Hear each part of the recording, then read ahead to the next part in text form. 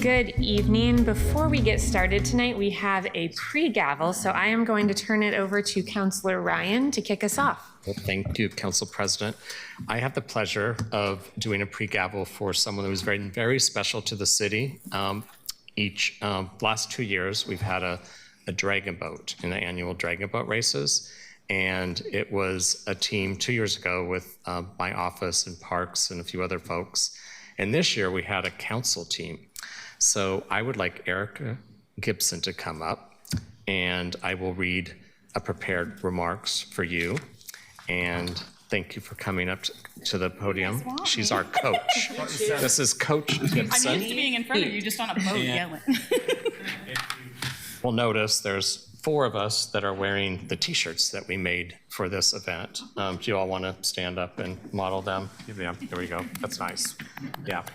So, and we'll get you one. Okay. And then you forgot yours. I did. Yeah, okay. I forgot I'm sorry. That's okay. All right, I should get back on the script. The Portland City Council extends its sincere appreciation to Erica Gibson for her outstanding service as the Dragon Boat coach for the City Council team at the PKSCA. That means Portland Kaohsiung Sister Cities Association Dragon Boat Race, held as part of the Portland Rose Festival in partnership with our sister city, Kaohsiung, Taiwan.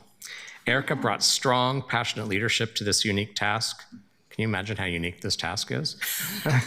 Challenging the team to work together with focus, determination, and shared laughter. Her commitment to excellence, her clear desire to win while having fun, and her willingness to push past individual egos helped transform a group of counselors and staff into a synchronized and surprisingly competitive team. I'm laughing because we kind of did get competitive towards the end. We really did. Imagine that. On the water, despite most of us being novice paddlers. The task of bringing a diverse and strong personalities into rhythm is no small feat. And Erica met it head on without hesitation. Her work extended beyond the boat itself, reminding us that synchronization, trust, and shared purpose are values we strive for, not only in sport, but also in our work together as a council body. Erica met us on our edges, and at times challenged our team to break out of our comfort zones to improve the work that we were doing better together, and exercise good coaches know how to do with their teams. For Erica's leadership, dedication, and the spirit she brought to this experience, we offer our heartfelt thanks. Thank you, Erica, for being our coach. Thank you. You know, Councilor Canal, we were talking about a facilitator for a said retreat in the fall. It might need to be Erica. On that lovely note, the floor is yours. Hi, guys. It's good to see you off the water. I know you're used to yelling at me, but I don't want to intimidate everybody else in the room. They might get scared because this is not even my loudest volume. As you well know, they might hear me at the water if I yell.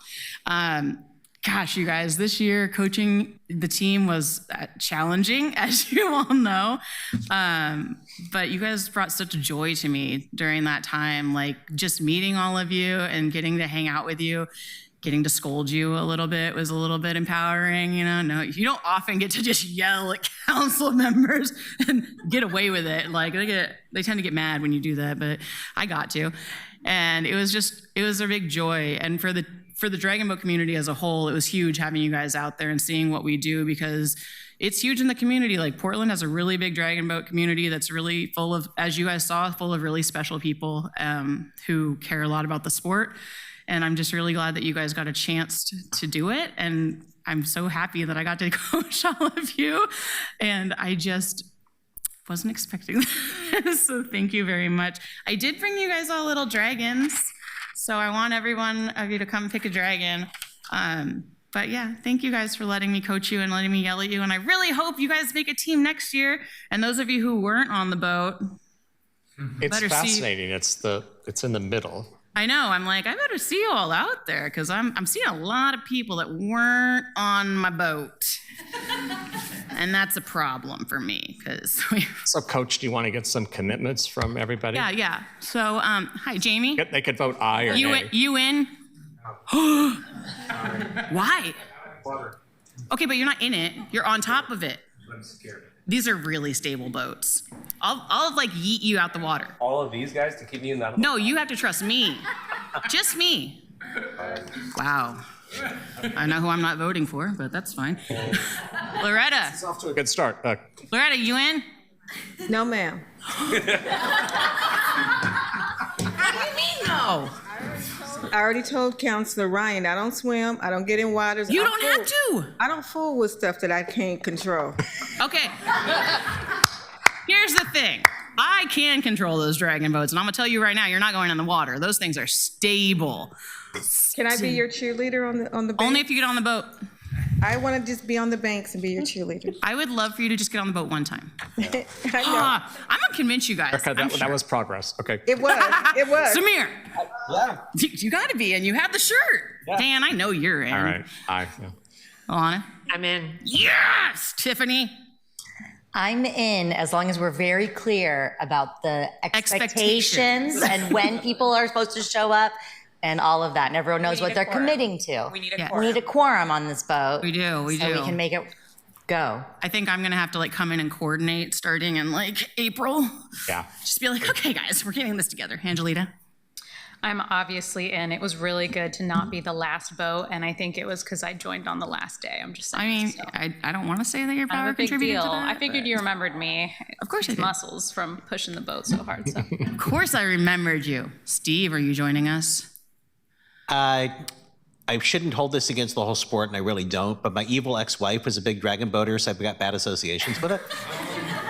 Yeah, no, I mean, honestly, that's the best reason I've heard so far. You guys should have come up with a story about your exes. I would have been like, okay, that's fair and reasonable. Oh my God. Steve's ex either. But like, also, you can wear a mask, and no one will know. You can dress up as a dragon. I love this idea for us. How about you, Okay. Mitch? Counselor Clark. Wait, Counselor Clark. She's on. Oh, is Councilor Clark on? Yeah. She was supposed to be on the team. What happened to that? She's coming. Oh, sorry, it's all about the timing. It's all about timing. So what about next year, 2026? It's about the timing. We'll just have to see. It's in June. That's a yes. You'll get there. Yeah. Mitch. I'm going to preface this by saying I've never met Councilor Novik's ex-wife, but I'm happy to get into the sport. You have my commitment. Yes! I was like, if you say you don't like his ex-wife either, I am leaving this building immediately. Is Eric on? Where's Eric? Slacker. He'll be a yes. You can get it. He'll be a yes. I yelled at him once. He loved it. I was like, he enjoyed it. He liked being yelled at, right? Great. So how are we going to get these dragons that you said you want to give to Come us? get them. I don't know how this works. I was like, I don't know what it's like to be. Counselor, would you like me to start the meeting very slowly so that people Yes. can grab a dragon? Yeah. Anyway, thank you so much. I think we have some flowers for Erica, and let's give some love once again to Erica Gibson, our Dragon Boat coach. Hey. I mean, what? He's got one a little bit over there. So, and it's a great way to have some holiday joy before we start the meeting. Yeah. Already got one. Thanks for letting me take up the start of your meeting. You better wear those shirts for the whole entirety of the meeting. Yes, Coach. I'm gonna rewatch this later, and if you guys take them off, you will pay next year, this year. We're like ridiculous. Thanks, Coach. Thanks, guys. And thank you, Counselor Ryan, for bringing us this pre-gavel. I will call to order our city council meeting. It is 6:10 on Wednesday, December 17th. This is our last meeting of the year. Keelan, could you please call the roll? Good evening. Clark, Here. Green, Here.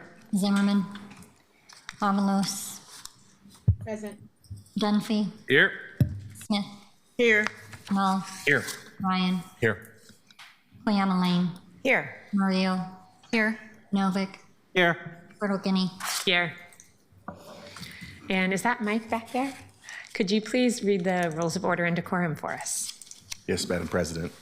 Welcome to the Portland City Council. To testify before council in person or virtually, you must sign up in advance on the council agenda at www.portland.gov/council/agenda. Information on engaging with council can be found on the council clerk's webpage. Individuals may testify for 3 minutes unless the presiding officer states otherwise. Your microphone will be muted when your time is over. The presiding officer preserves order. Disruptive conduct, such as shouting, refusing to conclude your testimony when your time is up, or interrupting others, testimony or council deliberations will not be allowed. If you cause a disruption, a warning will be given. Further disruption will result in ejection from the meeting. Anyone who fails to leave once ejected is subject to arrest for trespass. Additionally, council may take a short recess and reconvene virtually.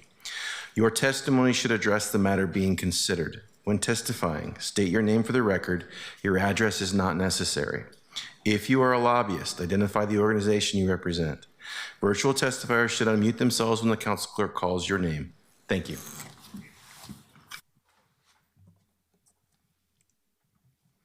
Colleagues, before we begin our agenda, I want to just make a couple of notes. Tonight is our last council meeting of the year and our last evening meeting of the year. And as we've discussed at other meetings, we know that these evenings are a huge lift for our amazing operations staff. And we know that we have pushed them a lot with our schedule this year in general. I want to take a moment before we dive in to thank every single one of them for their time and effort this year. We would not be able to be successful if it were not for the teams that provide us support, from security to tech, to ensuring public testimony runs smoothly, and so much other work. These folks are the reason that the public is able to participate with us at our meetings. I am sure I'm going to leave somebody off the list, and I want to apologize in advance for that, but I want to make sure that we think tonight before we lose anybody in the room. Our security team, Lieutenant Stephen Bjornson, Sergeant Mario Guzman, Adam Quince, Todd Davis, Mike Hoftaling, Tyler Cooper, Asen Alm, and Ben Aquino. Our BTS team, Adam Coppernall, Aaron Johnson, and William Neville. Sharon Thomas and her team upstairs with Open Signal. Keelan McClement and your team in the clerk's office. Dana Richardson and your team in council operations, not always as present in this room, but a huge part of each of our committee meetings and here to help report out from those meetings today. Thank you all for everything you have put into the first year of this council operating. We know that we couldn't have done this without all of you. I am incredibly grateful and hope that I can speak for the whole council in saying that we value your work, your service to Portland, your service to keeping democracy representative, to keeping it accessible, and to making sure that this is a place that the public can engage. Thank you. Councillor Green, is your hand up for before we move any further? Yeah, and I'm sorry, I noticed that there's a high school student from Lincoln High School here, and I try to always recognize when students come out and just say hello. Xander came down to City Hall yesterday with some students to speak their voice, and I was really inspired. So I just want to say hi, Xander. Thanks for coming today. Thank you, Councillor. And Xander, thank you for being here with us this evening. Councillor Canal, are you in the queue for before we move any further? I'm in the queue for the agenda. Okay. That's all. Perfect. Colleagues, the first item on the agenda is agenda approval, and I'd like to make a quick note about the agenda before we move any further, and then Councillor Canal, I will call on you as well.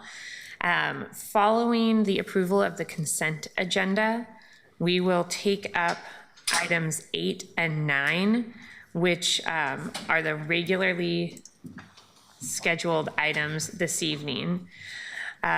Because today's agenda was a little bit lighter than expected, we have worked with staff to make sure that we have the right people in the room to then add agenda items 11 and 12, which were previously scheduled for tomorrow, to tonight's agenda instead. Tomorrow's agenda was pretty heavy and was pushing our limits of fitting within the time.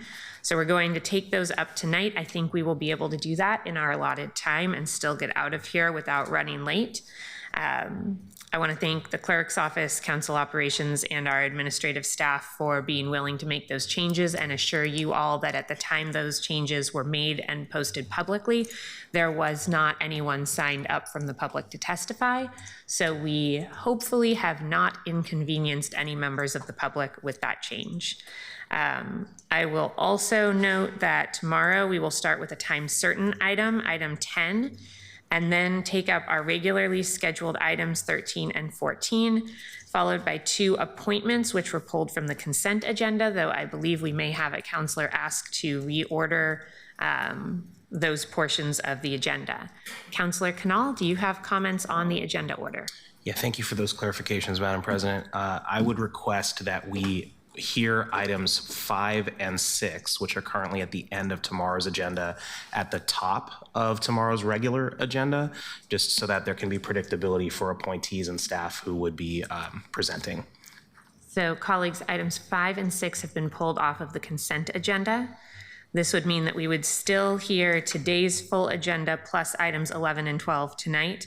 Tomorrow, we would start with the time certain item 10 still, then hear items 5 and 6, and then move on to the regularly scheduled agenda items 13 and 14. Are there any objections to that proposal? Okay, can we get unanimous consent to approve the agenda? Okay, Keelan, I don't see any dissension, so we'll move forward. Thank you for that complicated reordering there, folks. The next item on our agenda is public communication. Keelan, can you please call up our first guest? First up, we have Joseph Joe. Welcome. Thank you for joining us tonight. Thank you. So yeah, my name is Joseph Job. I live in District 4 here in downtown, actually not too far from here. I'm the secretary of the Downtown Neighborhood Association, and I'm also a reservist for FEMA. However, I did not come here for either FEMA or on the behalf of the DNA. So I have lived off 11th and Jefferson since I moved to Portland from Atlanta 3 years ago. And I used to work for CODA, a local methadone clinic, as well as FEMA, of course, FEMA. But when the federal government got gutted and the agency, well, fell into the wayside, that ended up destroying at least 60% of my income. And even though I've been living in what was considered a, quote, affordable, unquote, housing unit, I've found myself having to move simply because I got priced out, and wanted to talk about just the economic situation of the city. Jobs are really hard to come by, especially high-paying jobs, let alone high-paying jobs, and would like to understand what exactly the council's vision is for the future of this city, to bring back jobs, to bring back prosperity, not simply for economic development, but economic mobility as well. To be able to get people off the streets, or be able to get jobs that actually pay to be able to match the cost of living here. I love Portland. I could not see myself living in any other city at this point in time. And since then, I've gotten a job with Amazon as a safety specialist, and I've heard the grievances that my coworkers talk about when it came to affordability, including one of my coworkers who's a part of the management team and is a single mother, but was talking about having to skip meals for her child to even have a present for Christmas. Or one of my coworkers who had literally dropped dead because of a medical emergency, and he was the sole breadwinner of his family. But yet they all were talking about how they cannot afford to live not really anywhere. And I would like to know, do you guys have a plan just to fix the city's economy to really help allow for economic growth? Thank you. Thank you very much for being here. Thank you for sharing your coworkers' stories. I know this is something that multiple people at the dais want to make sure we dig in on more next year. Next up, we have Edie Rogaway.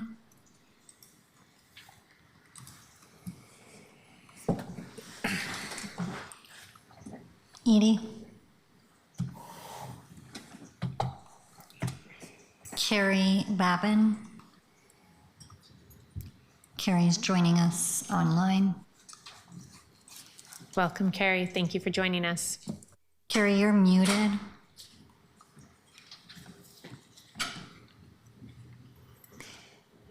Carrie, are you able to unmute?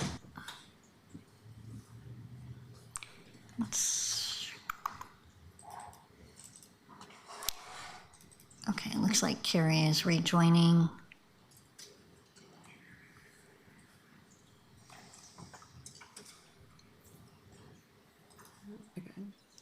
Carrie, can you hear us? I can hear you. Is it? Yeah. I think I see myself now too, so I think it's working. Sorry about that. Should I just go ahead? Yeah, go ahead. Thanks. Good afternoon. My name is Carrie Babin, and I'm a member of the New Portlanders Policy Commission, the NPPC. The NPPC is an advisory board that advises City Council on policies and actions that affect immigrant and refugee communities in our city. I am a humanitarian services professional, and I have worked in various capacities over the past 20 years to make our city a welcoming community for New Portlanders. I'm here tonight on behalf of the Commission to speak about an urgent and increasing risk facing our immigrant communities and the responsibility that we have to act now.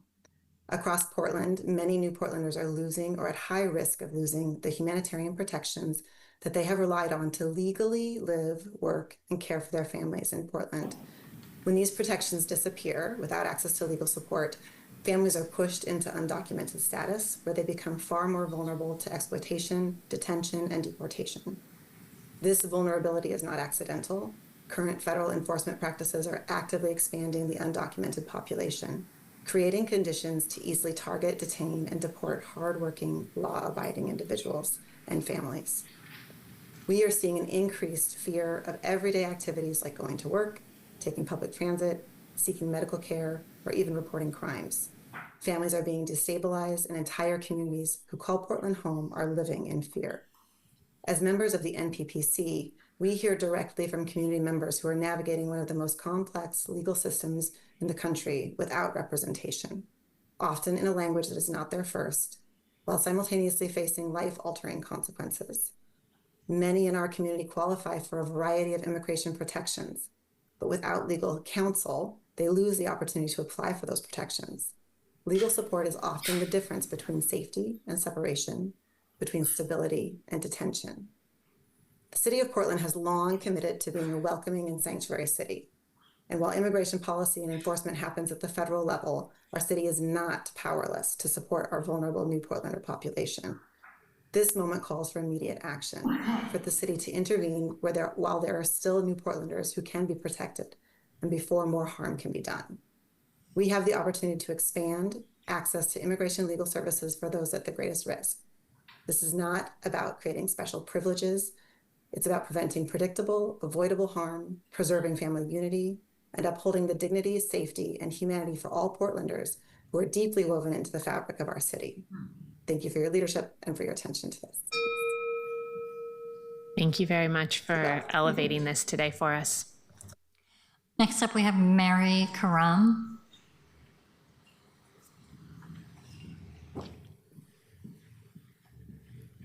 Welcome. Thank you for being here. Thank you. Good evening, Council President, Vice President, and members of City Council. My name is Mary Karam, and I'm a member of the New Portlanders Policy Commission, the NPPC. I am a Syrian immigrant, as well as a domestic relations attorney that practices in the Tri-County area. Similar to Carrie, I'm here on behalf of the Commission to speak on concrete steps the city can take to protect New Portlanders facing increased harm from immigration enforcement. In September, some members of the City Council asked the Commission to provide recommendations for how the city could expand protections for New Portlanders through low-cost access to immigration legal services. In response, the Commission collaborated with SOAR Immigration Legal Services to identify practical, cost-effective approaches that build on the city's existing partnerships. What makes this proposal especially important is the immediacy. It focuses on people who have lost or will soon lose legal humanitarian protections and are therefore at high risk of detention or deportation. The proposal does not require creating a new system. It in fact strengthens the city's current intergovernmental agreement and expands collaboration with trusted providers such as the SOAR Clinic and PCC Clear Clinic. As you can imagine, the demand for legal services has far exceeded capacity, and even modest investments into these organizations can prevent irreversible harm in these communities. We've seen this across the country, and even here in Oregon, where cities and counties have passed emergency declarations to fund legal services. Access to immigration legal services is a proven preventative measure. It keeps families together, reduces unnecessary detention, and stabilizes communities often at far lower costs than the consequences of inaction. By endorsing and supporting our recommendation, City Council has an opportunity to act decisively, uphold Portland's sanctuary city values, and ensure that New Portlanders are not left unprotected during a period of escalating federal law enforcement intervention.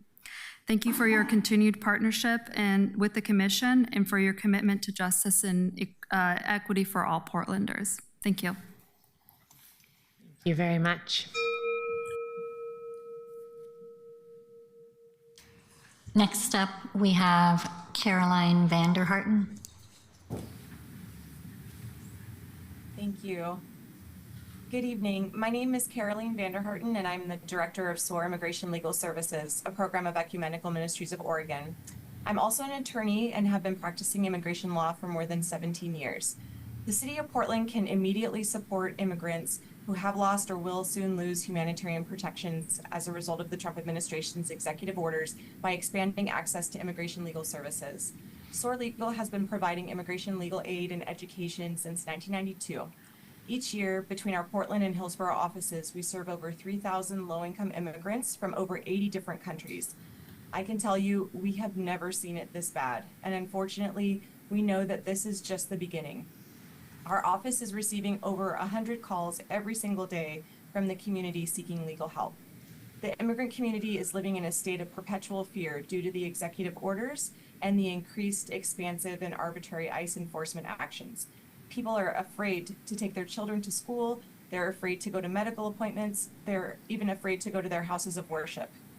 On Inauguration Day in January, President Trump signed executive orders aimed at terminating various humanitarian immigration statuses.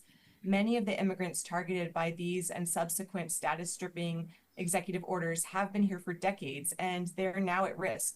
Thousands of Oregonians, many of whom call Portland home, have either had their humanitarian statuses stripped or at risk of having the status stripped or terminated in 2026 by this administration.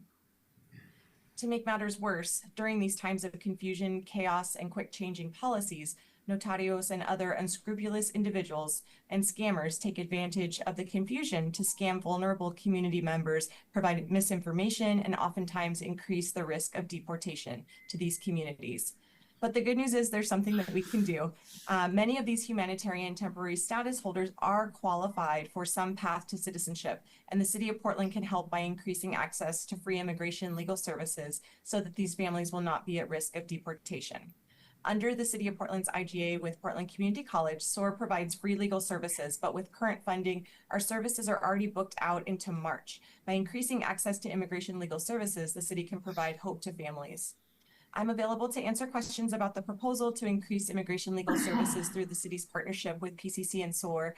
Thank you so much for the work that the city is doing, for your leadership to protect our community, and for the opportunity to speak today.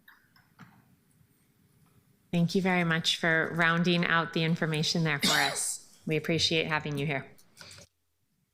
I'm going to call the alternate that we had listed since we had public communication not come. Is Julie Winters here? Julie Winters? Okay, that completes communications. Thank you, Keelan. Colleagues, the next item on our agenda is the committee referral list.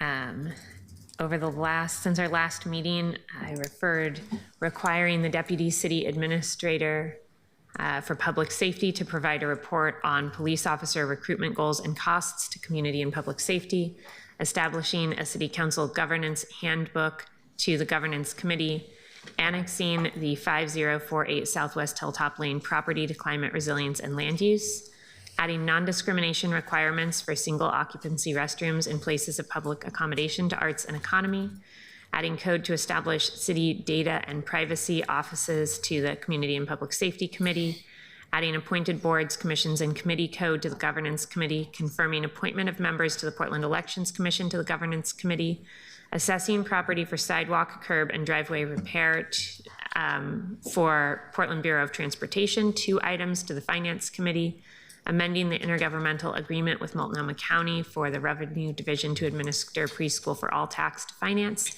and requesting the City Budget Office provide balanced program offer information for Portland Parks and Rec to the Finance Committee as well. That moves us to the consent agenda, and as a reminder, items 5 and 6 were pulled off of the consent agenda, so the consent agenda includes agenda items 4 and 7. Keelan, can you please call the roll? Clark. Aye. Green. Aye. Zimmerman, absent. Avalos. Aye. Dunphy. Aye. Smith. Aye. Knoll. Aye. Ryan. Aye. Fleameline. Aye. Murillo. Aye. Novick. Aye. Turtle Guinea. Aye. The consent agenda is approved with 11 yes votes and 1 absent. Thank you, Keelan. That moves us, colleagues, to our regular agenda. Keelan, could you please call agenda item 8, the first item on our regular agenda? Adopt homelessness response system action plan and key performance indicators.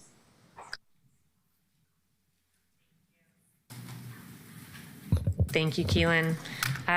As a quick refresher, colleagues, and an update for anybody who has not followed this item through our process, we act under an intergovernmental agreement, an IGA, with Multnomah County to guide joint homelessness response efforts that requires us or allows us to meet jointly a few times a year in work session, and also has us move forward on some joint programs together.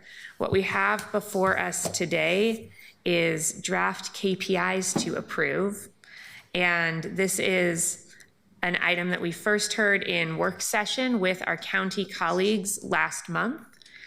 We reviewed the KPIs, provided some feedback, and mentioned at that time that the county would be approving the KPIs and then they would come before us. I'll note that these started with the Oversight Committee, which has county and city representation, but I think equally important to note has representation from the community as well, where they helped to develop these KPIs, which then came before us for discussion and then again to the county for a vote and to us here. This is just one piece of the larger set of work happening between the city and the county, but I think it is an important piece. We've noted up here many times that having more measurable outcomes will help us do our work better, and this is one way for us to do that. I want to thank everyone on the Steering and Oversight Committee for their work putting these together so that they could come before us.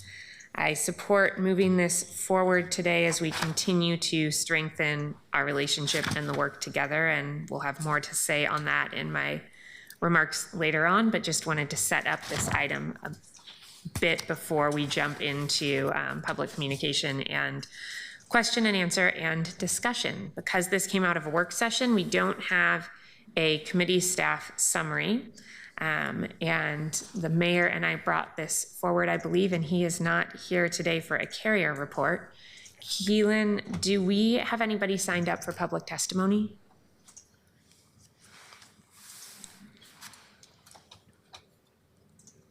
No one signed up. Okay.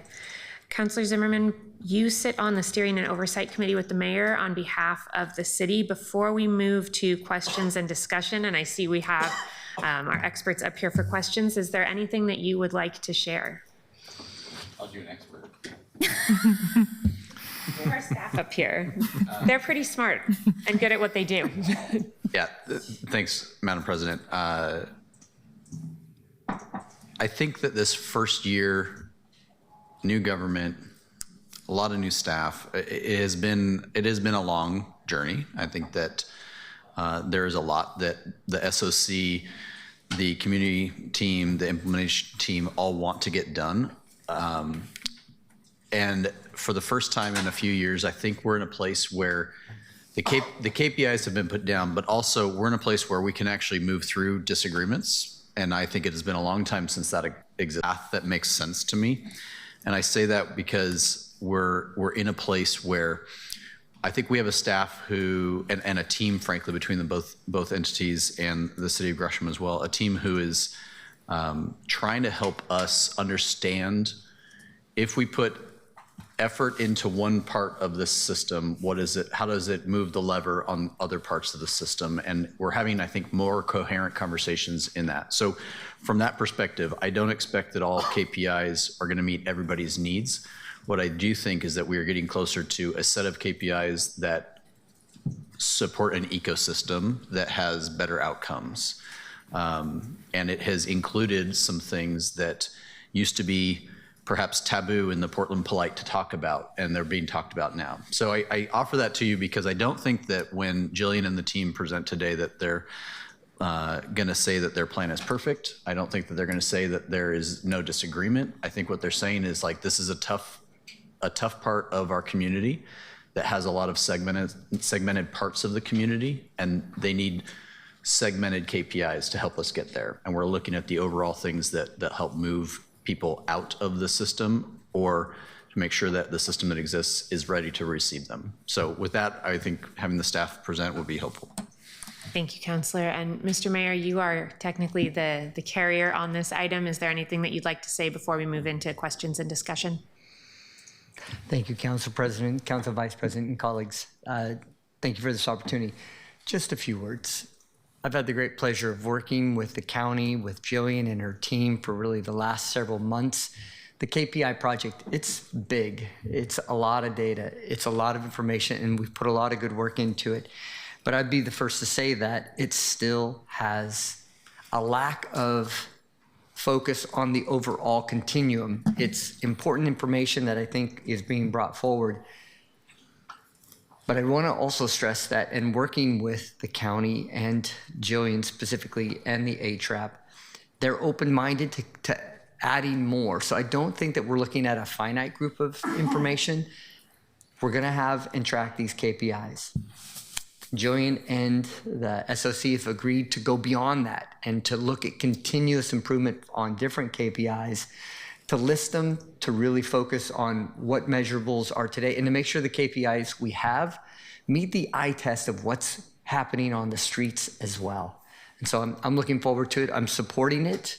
They've agreed to continue to make changes, not just on these KPIs, but to add as well. So I'm encouraged about the chapter ahead.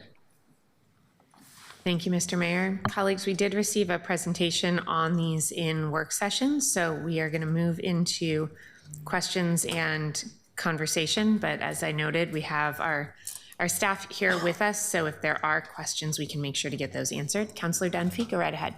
Thank you. And thank you to everybody who presented and has given me some private briefings and answered some follow-up questions. A lot of work has gone into this, and I agree with everything Councilor Zimmerman said. I also agree with what the mayor said.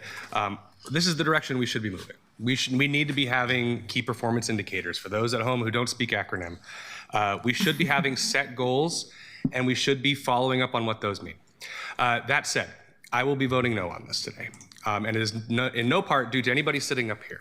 But as I said during the joint work session, if the KPI document and the goal document fell off of my giant pile of papers on my desk, my staff would have no way of knowing they are related. The plan is attempting to do many things, and it does none of them particularly well.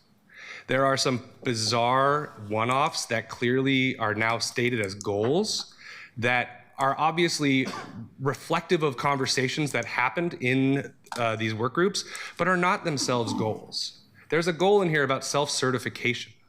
Self-certification of developments is not going to reduce homelessness in any capacity. It is one step of the reforms that we are doing more broadly towards permitting.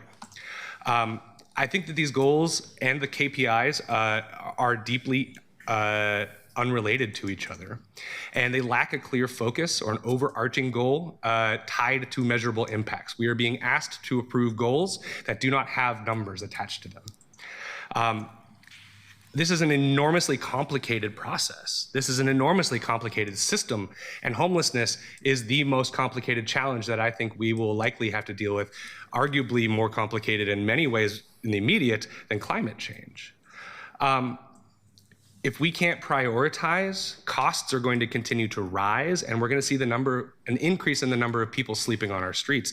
In the report, we saw that the track we are on right now, if we don't nearly double our investment in our homeless services response, that we won't see measurable reductions in homelessness for years.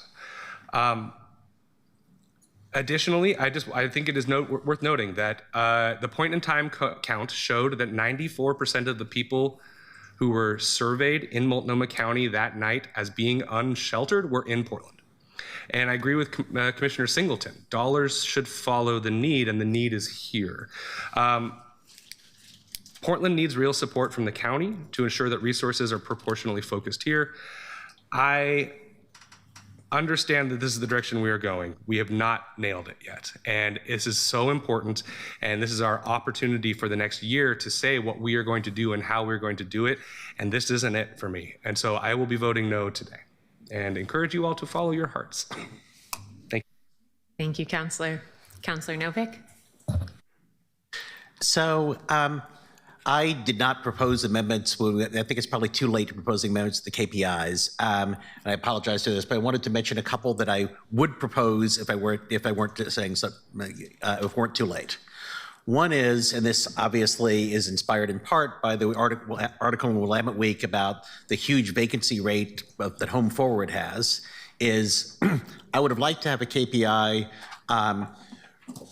reduce vacancy rates for affordable housing to below the overall vacancy rate for housing. That sort of presumes that the vacancy rate is higher than the overall for housing, but I kind of, based on the anecdotal things I've seen, I think it might be. In fact, I talked to the developer the other day who said, the units where I have vacancies are my affordable units. And I talked to another developer who said that the nonprofits do a really lousy job of marketing the existence of their affordable units and people don't know they exist. So that is a question which, I mean, again, I think it's too late to add it to the KPIs, but how many vacancies there are in affordable units is something I think we should be tracking. Another thing is sort of a conceptual one and might be hard to make it a real KPI, but what I came up with is compare Portland/Multnomah County's level of homelessness with that of other cities or counties, accounting for 1, shortage of affordable housing, and 2, amount of money spent to address homelessness. What I mean by that is, I think that homelessness is driven by a lack of housing affordability. The rents are too high. I think that we can find other cities, maybe Boston, maybe Seattle, which have similar problems in terms of rent compared to incomes, in terms of shortage of affordable housing as a percentage of overall housing, et cetera. And what I would like to know is compare their statistics to ours and see if money is making a difference. Like, if other things being equal, Boston and Seattle should have the same level of homelessness we do, and we spend 3 times as much as either of them do, and we still have higher homelessness, then we suck. On the other hand, if they're spending 3 times as much as we do and their level of homelessness is higher than ours, then they suck. But I haven't seen those comparisons, and I think they do exist. I mean, at one point I asked the Joint Office, tell us what the natural level of homelessness would be given our housing shortage. Is there a sort of indicator of here's what you would expect the level of homelessness to be given the cost of housing and the absence of housing, and see how we compare to that expected level of homelessness? That might not be possible, but one thing I think although I'd like it, one thing I think we can do, and maybe this is like a research report rather than a KPI, is let's look at other cities that also have affordability problems, look at what they're doing, and see who seems to do a better job of handling that situation and limiting the amount of homelessness. Thank you, Councillor. I think one of the benefits of doing this work annually is that we can continue to iterate and add some new things in the future. Councillor Canal. Thank you, Madam President. I guess I'll start with just a thank you and also a question. You know, we had this first discussed, I believe it was November 18th-ish, somewhere in that ballpark. We had the work session on this, and I wanted to know from your side what actually changed from then till now. We don't have a red line version of any of this, so I'm just trying to understand where City Council's influence and the County Commission's was felt in this. There's only been minor changes since we were here presenting to both governing bodies. We added an action item to name the Metro Regional Housing Production Work Group that is meeting now. We made it more clear with how the state is involved by adding an additional appendix that sort of named all of the action items where there's some level of state involvement. And then the county board did add one sentence to Exhibit 1, the KPI document, just for clarification purposes. It is in the updated exhibit that I submitted on December 11th. It's the underlined sentence in the first paragraph that follows the list of the 12 KPIs. There's a bolded sentence? Is that the final? An underlined sentence in what I resubmitted on December 11th. It reads, final baseline data for the goals is from June 2026. It was just a clarifying sentence. Yeah, no, I appreciate that, and that does imply that this could still be adjusted, which I appreciate as well. My concern with this is very similar to what Councilor Novick just mentioned. I specifically asked about something related to affordability of housing and not exclusively capital A, capital H affordable housing, but the broader indicator of rent as it relates to average income. This relates to what our first testifier today was talking about at the beginning as well. And certainly the job side matters too, but the affordability of housing. And I see that there's this number of units affordable to households with extremely low income, but we were talking about rent burdening. And so the proportion of people who have rent that's greater than a third of their income or rent that's greater than half of their income, as well as the ratios of income to rent at the median level was something that I was really interested in seeing added here. And I'm not seeing it here, and I'm concerned about some of the same things that both Councilors Dunphy and Novick raised, particularly as it relates to the longer term end goal here, which is to get people not merely into shelter, but into housing. Thank you, Madam President. Council President, do you want me to, I'm not sure if I'm Go right supposed ahead. to respond. A few things that have been named already, they are I would call them sub-indicators. There are many, many things that are tracked and measured by any given department or bureau. That data exists. The bureau and the departments can pull it for more in-depth analysis. It just didn't make the 12 that represent the entire system. That's fair. I did ask for it on November 18th. Where is it in the big document? I would need to go back to the SOC, but in the plan? Yeah. The plan, as mentioned on November 18th, think of the plan as the policy document. Those aren't goals, those are action items. It is literally everything we want to look at to make sure we're doing a good job at it. It is continuous quality improvement. The KPIs are those system level KPIs that are all connected, that represent the entire system. With any given data point, they're connected, and we can really drill down from there when we are not meeting a goal. And they demonstrate that the term that I've been using is the hydraulics of the system, like Councilor Zimmerman pointed out. You put in more money here, you're gonna see it play out in the KPIs in this way. You put less money over there, you're gonna see it play out that way. Thank you, Counselor. Colleagues, I put myself in the queue because I agree with some of what has been raised. There are things that we have talked about over the course of the past year in our joint meetings with the county that are not yet in this document. And I also think it is important to note that this document starts with the SOC. It starts with community member input and comes to us as a final check. Is everything okay with what the SOC has put in there for us? I will continue to ask for some changes over the coming year so that we can work with our staff and our representatives on the SOC to make sure that we continue to improve these KPIs. I think what we have before us is much better than what we walked into at the beginning of last year. It is more measurable, it is more equitable, it is more specific. And I am excited to move it forward today, I hope, so that we can make progress and continue to iterate and work with the county to make this system and make our partnership to serve Portlanders who are unhoused better. I think that's good for our community. And there's always a balance in making sure that we respect the work of our boards and committees like the SOC with community members there, with our need to provide that final level of oversight. I hope we can continue to do that final level of oversight through the work that we do leading to next year's KPIs and respect the work that has come before us this year, which I think is a much better product than what we had last year. And I appreciate all the time that went into those improvements, even if there are still more things that I want to push us to do in the coming years. Councillor Green. Kind of stole a little bit of my thunder there. Yeah, I'm not on the housing committee. I'm not on the SOC. I'm not part of any formal table. So this is the space I get to sort of weigh in. And part of that, for all those reasons, I actually don't feel it's appropriate to try to amend this document in that way because there's a lot of work that goes into this. So I want to recognize that. So I'll just, in the spirit of saying, to the mayor, you set this context up when we started.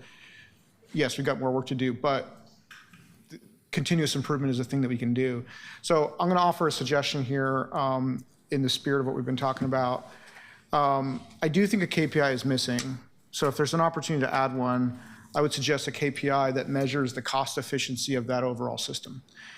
And I know that's a little bit awkward and difficult because you have a model that says, given resources, here is our structure of our system, here are the outcomes. But I think what's missing from the discussion and what I did raise earlier in our conversations over the course of the year is that we have a scale problem. And that's an important KPI to measure because we can't double our resources. We just can't do it. And so we're going to have to figure out a way to get more efficient.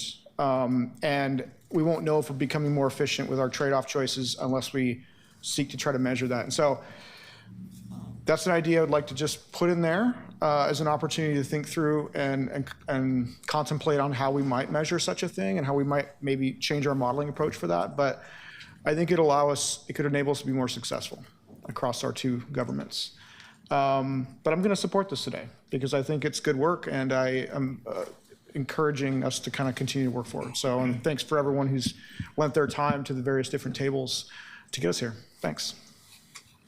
Thank you, Councillor. Councillor Ryan? Yes, thank you, Council President. It's good to see you all. I do have the pleasure of sitting on the Housing Committee with Councillor Dunphy and Councillor Avalos and others. And I have noticed and acknowledged that this has come a long way.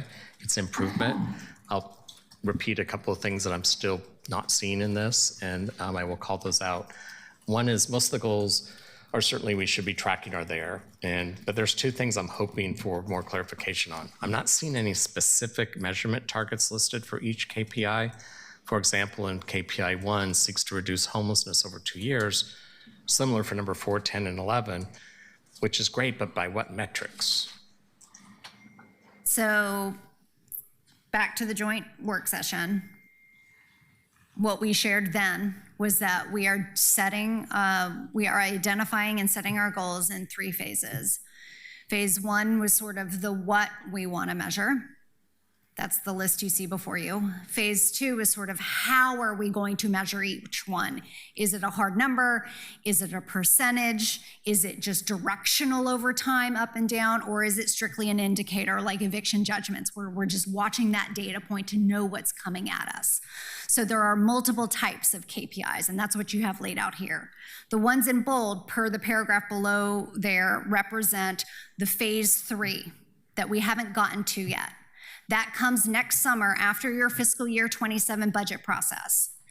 We felt as we were going through this journey with the Steering and Oversight Committee, given how the financial floor below both of us, the federal NOFO, the state cuts that came down after we started this process, the financial floor feels so shaky that what I told the SOC is we're adding a phase 3 to set goals after the next budget year when we know more about our financial situations. It felt irresponsible to set specific goals for those in bold right now. So we made that very conscious decision for all the right reasons. It is irresponsible when we know we may lose $36 million from the feds for permanent supportive housing that represents 1,200 Portlanders could lose their housing. We need to be able to figure that out. That is very uncertain right now. The federal government put out a notice for funding opportunity. They yanked it back last week, I think it was, or maybe the week beforehand. We are now waiting to hear back about if we even have access to that $36 million next fiscal year. So and of course, if we don't get that money, guess priority number 1 is going to be keeping those people housed. That changes the game for the fiscal year 27 budget process, especially on the county side of the equation. So that is the process by which we're following. It is the responsible approach. I emailed to all of your offices last night a transition timeline for implementation of the new KPIs. I will send it again, and I could share the slide now if you wanted to see it, so everybody sort of understands how we move away from our current set and to our new set. That was fair. And what's also fair and good practice is to still have clear metrics in what our targets are. Mm-hmm. And then we could explain perhaps one of the reasons we didn't make that target is because of the funding that you just said. But I think by pre-baking everything because of funding, it doesn't always, in my opinion, give us an excuse to not set up really clear measurable targets. And so it's perhaps a different way of looking at it. And that's what I've been trying to stress. And everything you said right now was fair to listen to. Mm-hmm. I'll go ahead and save some time and go down here a bit. I've been asking for this for years, so you won't be surprised, Jillian. This will be my next points. There are 2 points. Where are the metrics on behavioral health addiction getting transitioned out of homelessness? And why don't we include workforce metrics? I'll take the easier one first. Workforce just did not elevate to a system level KPI. It doesn't mean that for any given program offer, in particular on the county side of the equation, there aren't outputs and outcomes. That is all required for the budget process on the county side of the equation. Again, that's a really good example where metrics exist. It's just not elevated to the 12 system level KPIs. Behavioral health did make it in there for the obvious reasons, and we are focusing on number 4 is reduce exits from permanent housing to homelessness for the high acuity behavioral cohort of folks. We now have a new data set. We call it the combined data set. It takes HMIS data, it matches it with Medicaid claims data via HealthShare, and we now know precisely who falls into that high acuity behavioral health cohort. We are using that data to try out something new in the behavioral health system. We hope to be able to sort of reveal that new pathway for folks come March-ish. We're also using the data to inform our federal NOFO applications when we do turn those in, whenever that comes to be, whenever the feds shed light on that. In addition to that, we're using that data to look at everybody currently in PSH and learn more about that, but that is a new data set. So we're sort of on the front end of being armed with that data and turning it into actions. Okay. I would still rather see them as key performance indicators. And let me just say a couple more things about that. It's so critical to focus and improve in these 2 areas. most Portlanders would agree and are crystal clear that we will not get out of this crisis unless we focus on the addiction crisis. The majority of those who are homeless are also aged, and this is an and, 25 to 54, and many are not physically disabled. As such, if they were integrated into sober living and working, in due time, they would move on to being independent from government resources. That, in my opinion, should be a goal as we're trying to get real concrete results and start to look at the efficiency of the money that we're spending. And so I've been disappointed in this for some time, and so I'm going to keep raising it. And so I just don't know why we are not measuring work that leads people to sobriety and to workforce. The sub-indicators matter, and it's helpful for the public to see. So if those are sub-indicators, then I think we should see them.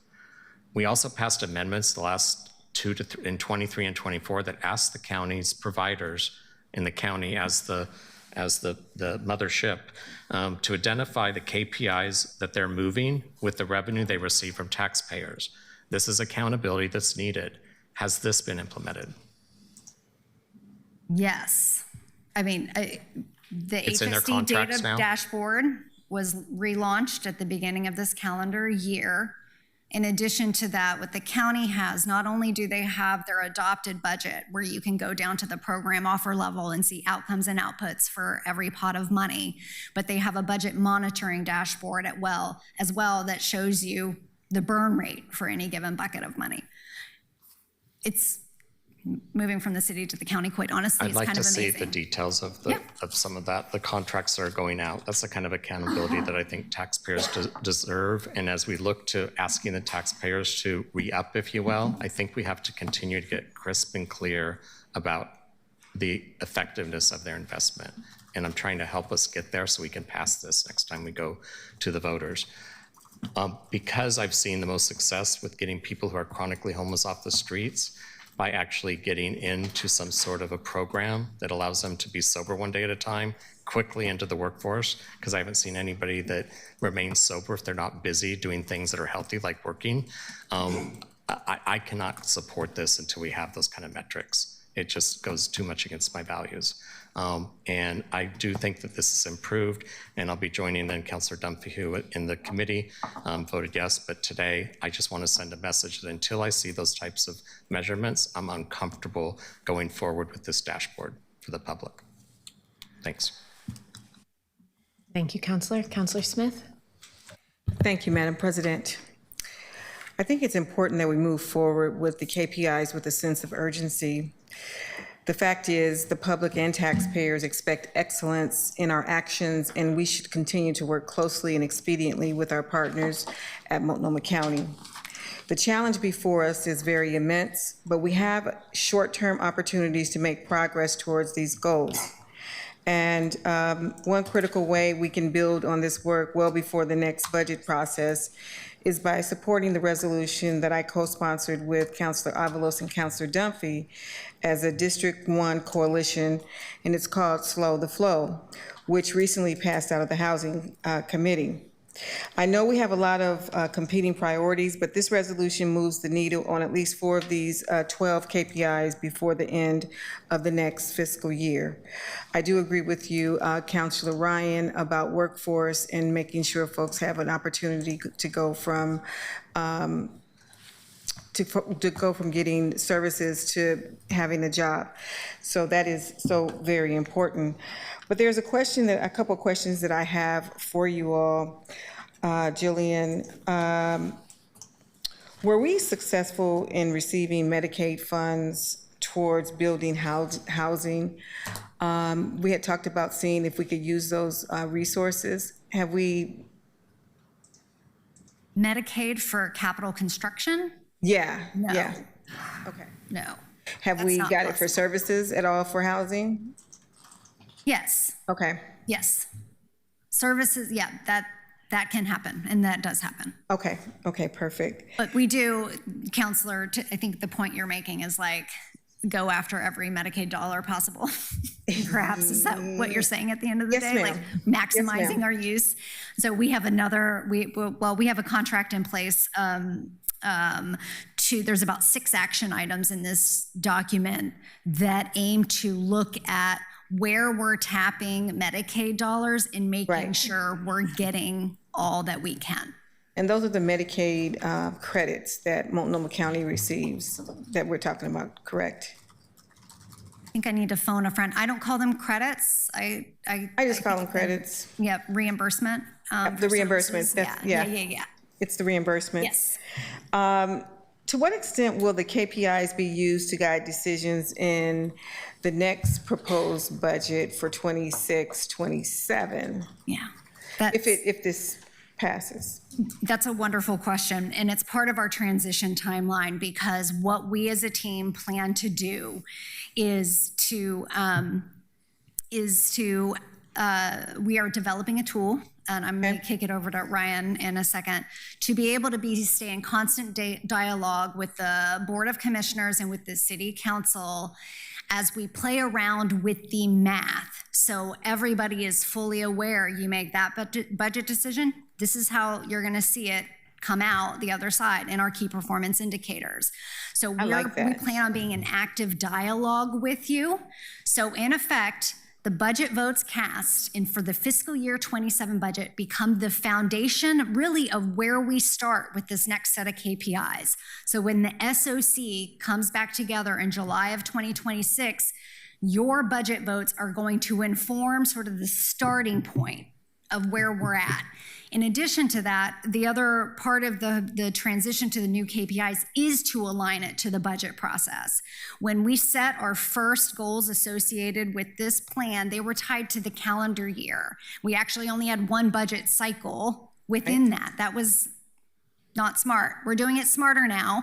So that's why the clock is going to start ticking July 1 of 2026 on these new KPIs. So you have your fiscal year 27 votes to help create a solid foundation. And then you have 2 other fiscal years to influence what we actually achieve when it comes to our KPIs. I think that's so important to relate those to actual actions. And I can tell you, I saw something in action last night.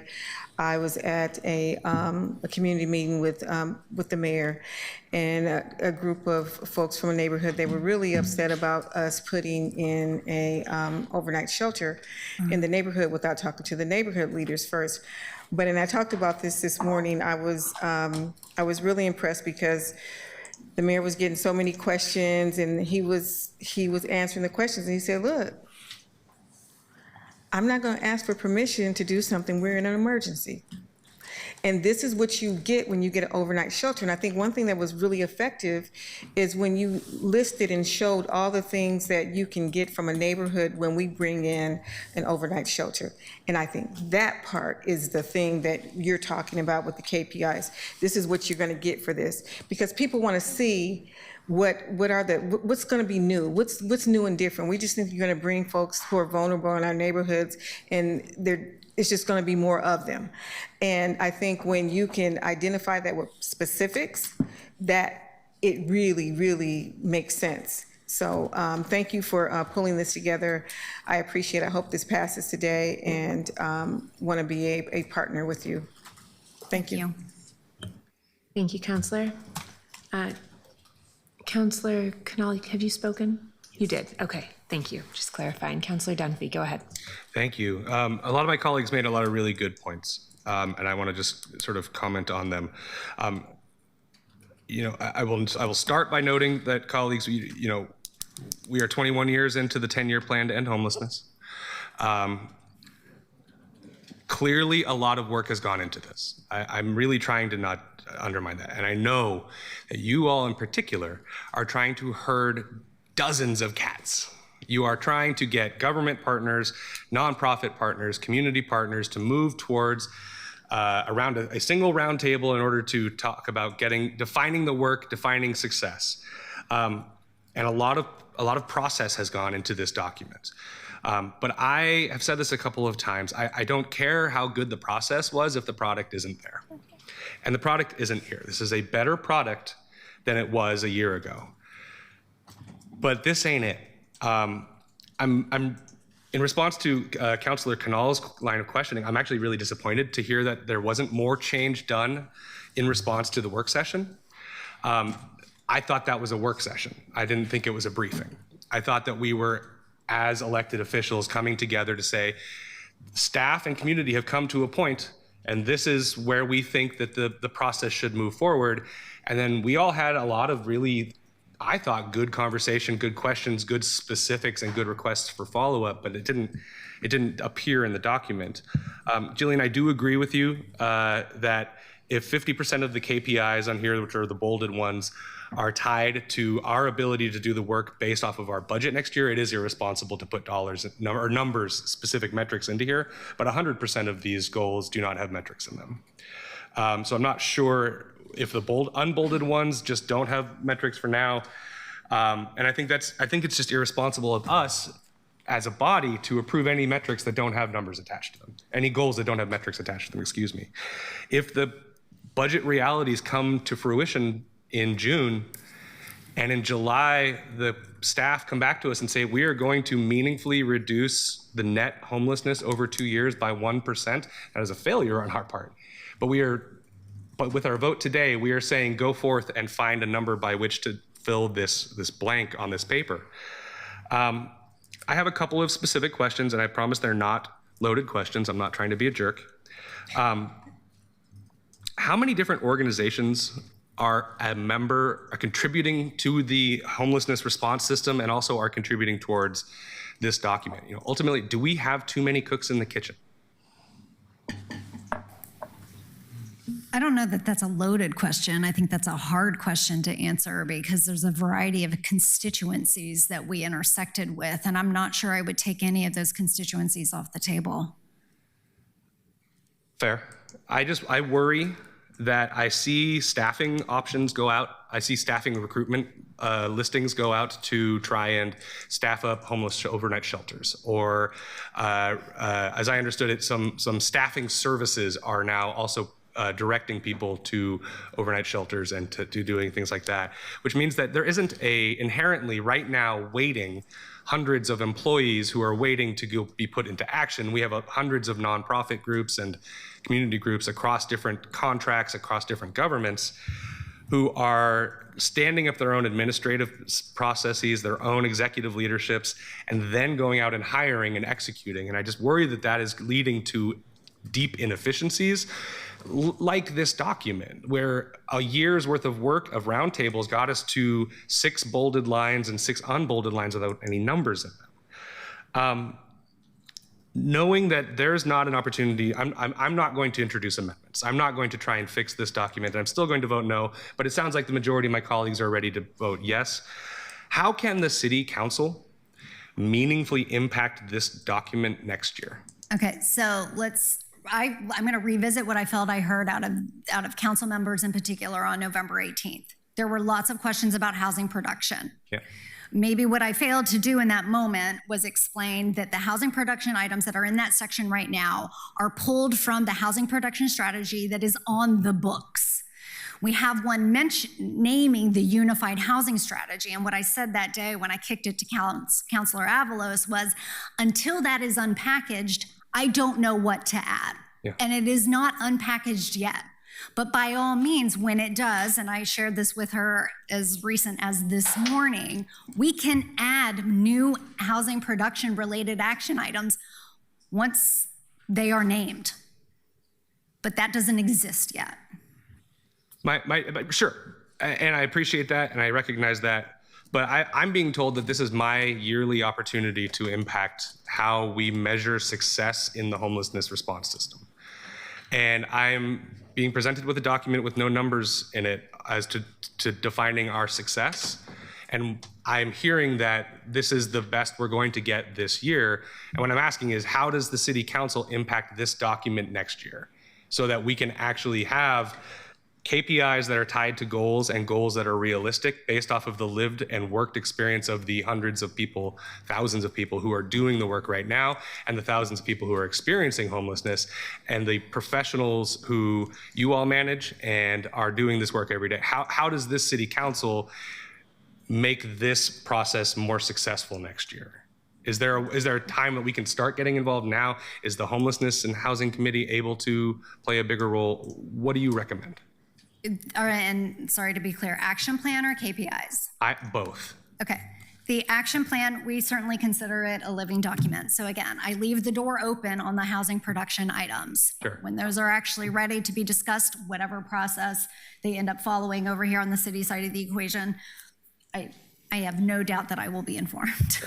But the city council also, I mean, historically, I understand there's some budget conversations about this year, but we do historically have a homeless services. Before the joint office was formed, the city of Portland did our own homelessness services. The county did our own. The decision was to jointly operate that and then for the city to contribute dollars towards that. So I do appreciate that the city's role is housing production. We are bricks and sticks, we are permits, we are public spaces, but we also do contribute meaningfully, substantively, policy-wise to the success of responding to homelessness. And this document isn't, our dollars and our responsibilities don't end at housing production goals. And so I'm trying to get, again, like, what table am I not at? What table did we as a body not have the invitation to actually meaningfully impact this, where we're now being asked to approve it? Is there an opportunity in the next year to have city council meaningfully impact this document? On the action plan, certainly yes. I will say under the current HRS IGA, the specific charge on the KPIs is to the SOC as the recommending body that not only refers out the KPIs to the city council and the board of commissioners, but they are specifically charged with revisiting those every year. Thank you. But your votes for the fiscal year 27 process, and actually even before then, whenever the $21 million is addressed, for example, like, those investments have the opportunity to impact KPIs in a positive way. Anything further, Councillor? Councillor Avalos? Hello. Oh, she's All right, here. well, can you hear me? We can hear you. Yes, go ahead. Okay, thank you. First and foremost, I am really grateful for this work because as we have heard and seen, this is a product of many constituencies, leaders, and metrics. I understand both why it's frustrating for us as counselors to approve a document without these numerical targets. And I also understand why it was hard to set those targets right now, given the uncertainty that we are going to face in the coming months, not just monetarily, but in leadership and many other things.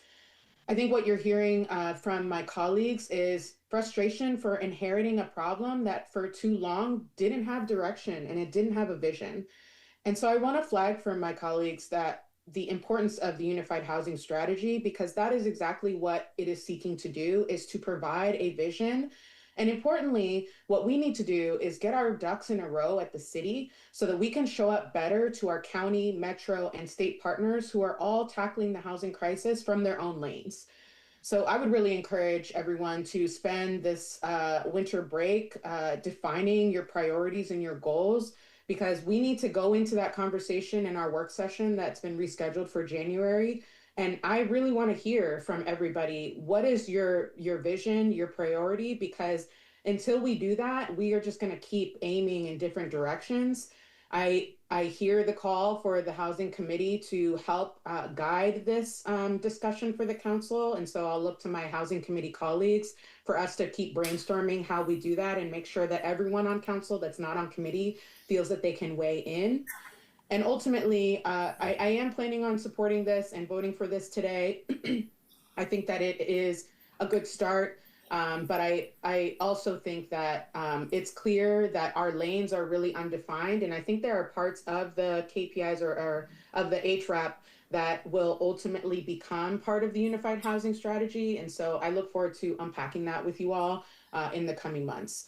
Thank you to everybody who has put in hard work in this.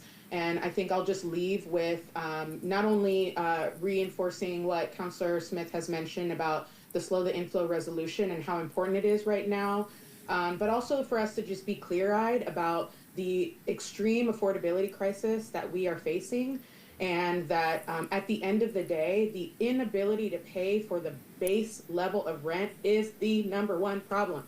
We have to stay on that goal. If we cannot focus on that one goal, it does not matter how much people can get through recovery services. It doesn't matter. All of these other factors does not matter if they are not able to, one, get a job that they can afford to pay for, but also just in general can afford to pay. Because not everybody can have a job. Let's not forget, most of our incoming people into homelessness are seniors, people who have done their due, they have paid their debt, and they're now in this insecure situation because they have fixed incomes, they have no way to work.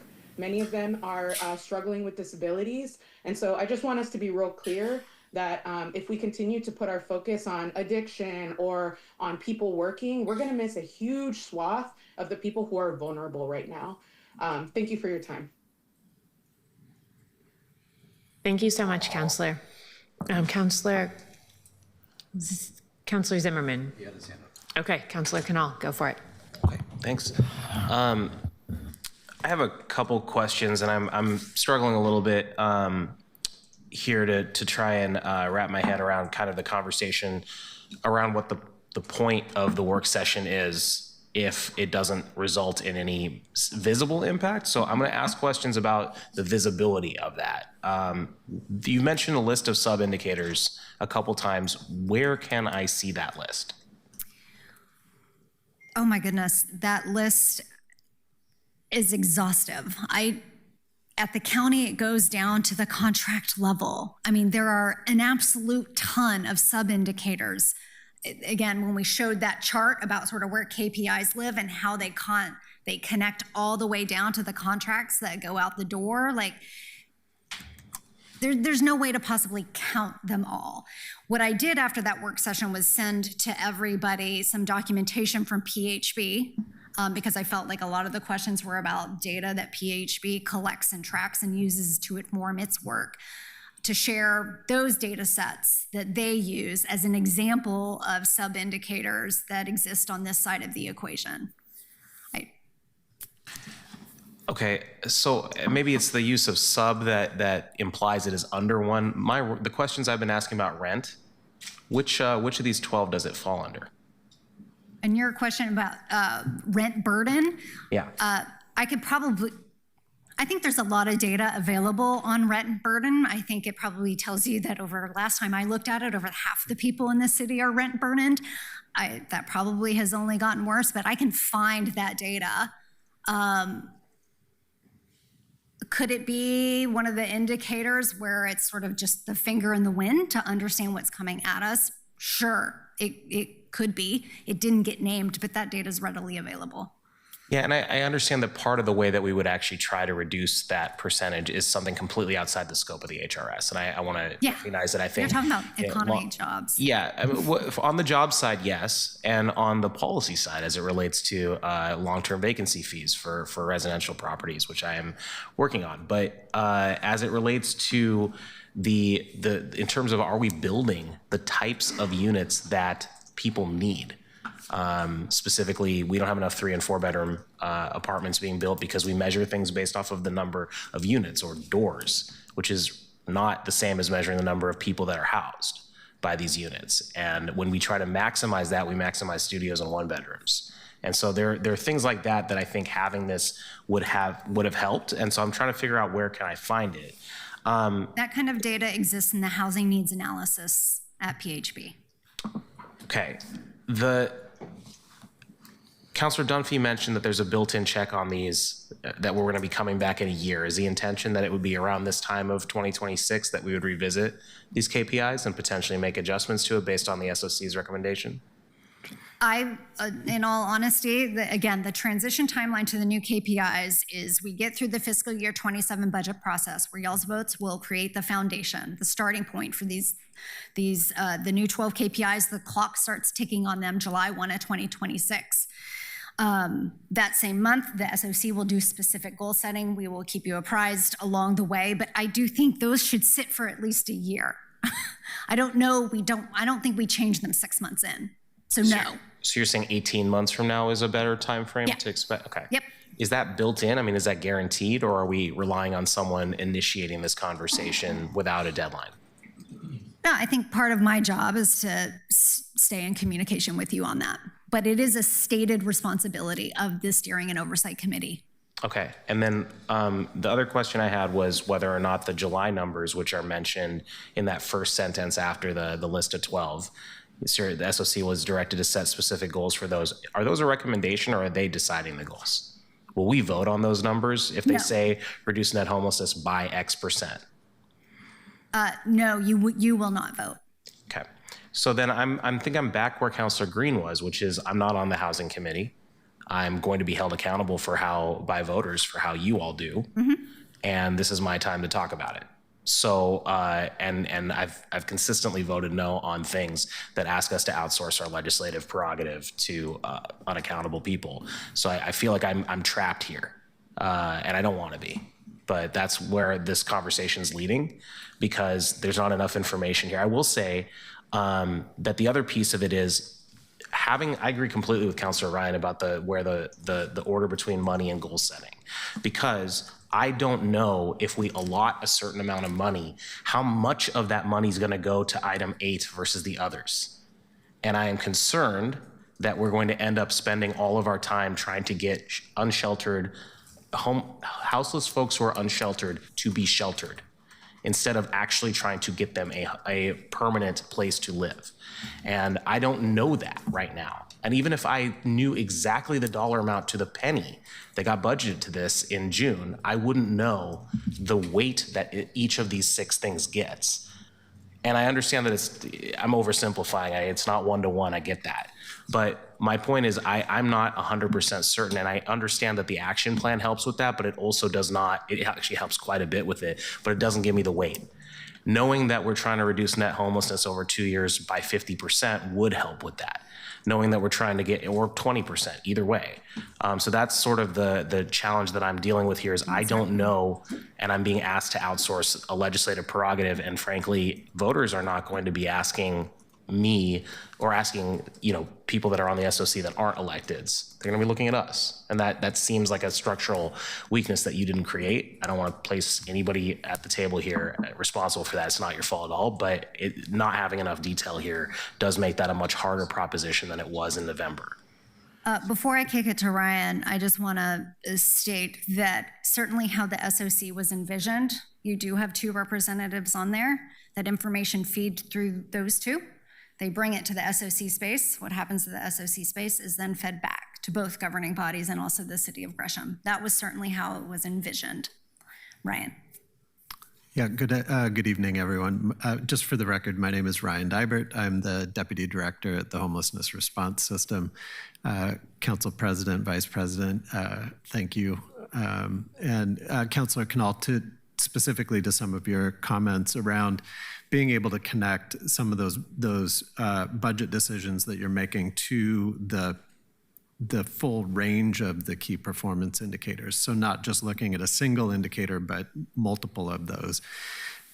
That's exactly the work that we hope to do with you throughout the budget season as we start to try to develop some estimation tools around if you invest in intervention X, we expect that to decrease inflow by roughly this amount. We expect that to increase outflow by roughly this amount.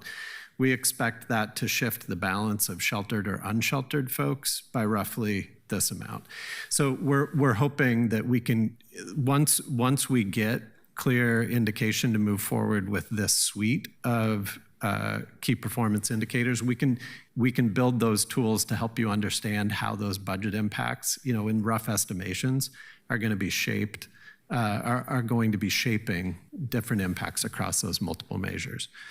So I'm very hopeful that we can give you a much more dynamic and better informed budget season grounded in this whole breadth of indicators. Thanks. Which has never happened before.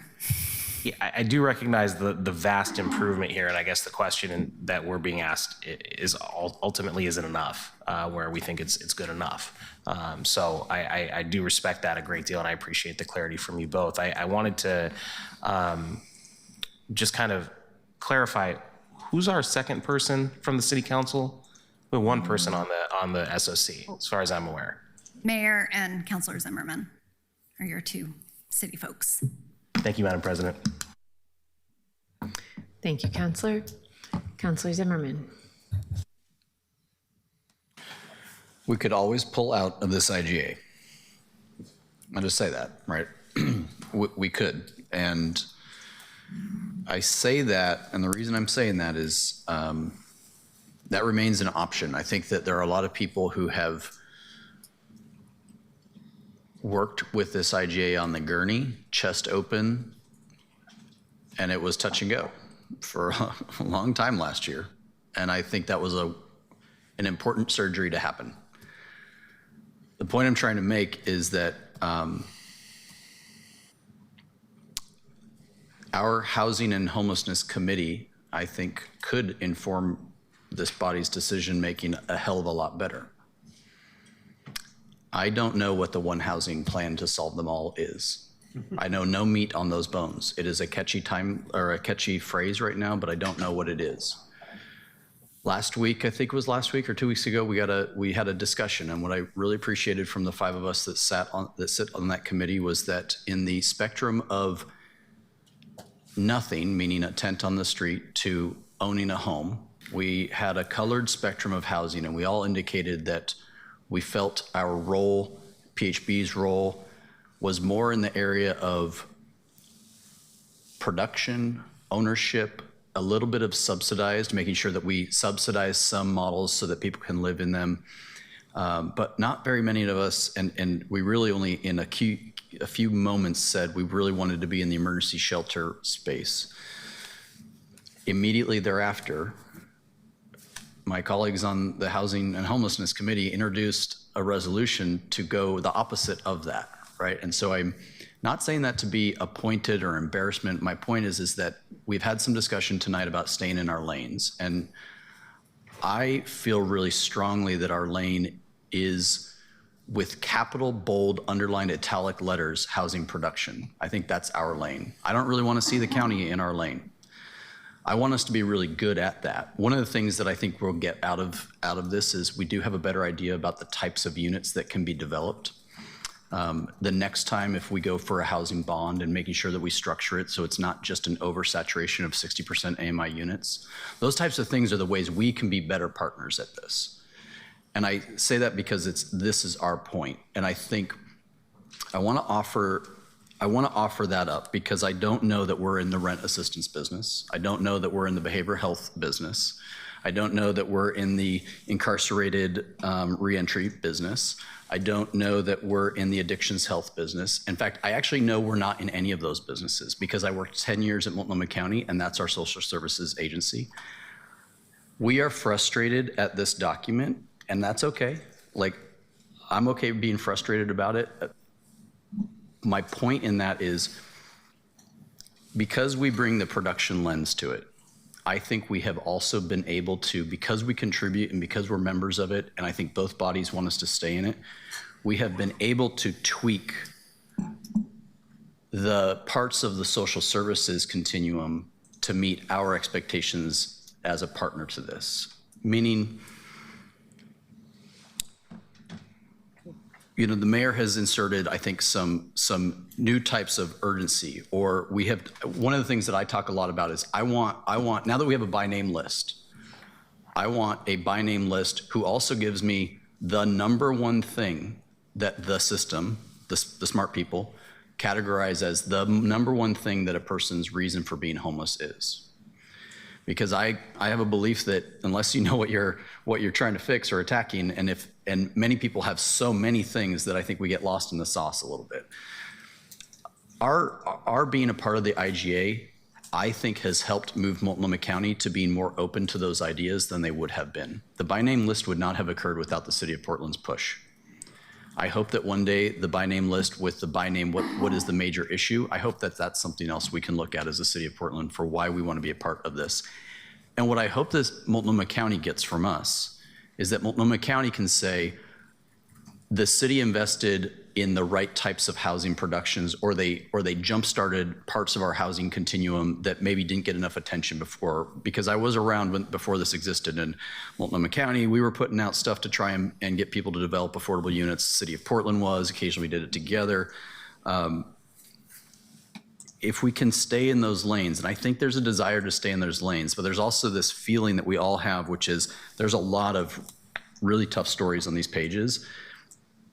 My ask to you as my colleagues is, if there are parts of this, especially in the social services continuum, that you would like us to emphasize as an important point for the city of Portland, if we're going to stay a part of the IGA, that the mayor and I can convey those, or you can convey them to Jillian and her team, but we can convey those even though they're not our lane. But right now I've been feeling like sometimes if we want to fix a social services piece of it, we're trying to insert a new line of business in the city of Portland's piece. And I think it's better to leverage, hey, if we're going to stay a happy partner needs to see this increase, right? We saw that happen in previous iterations, and I think we can keep doing that.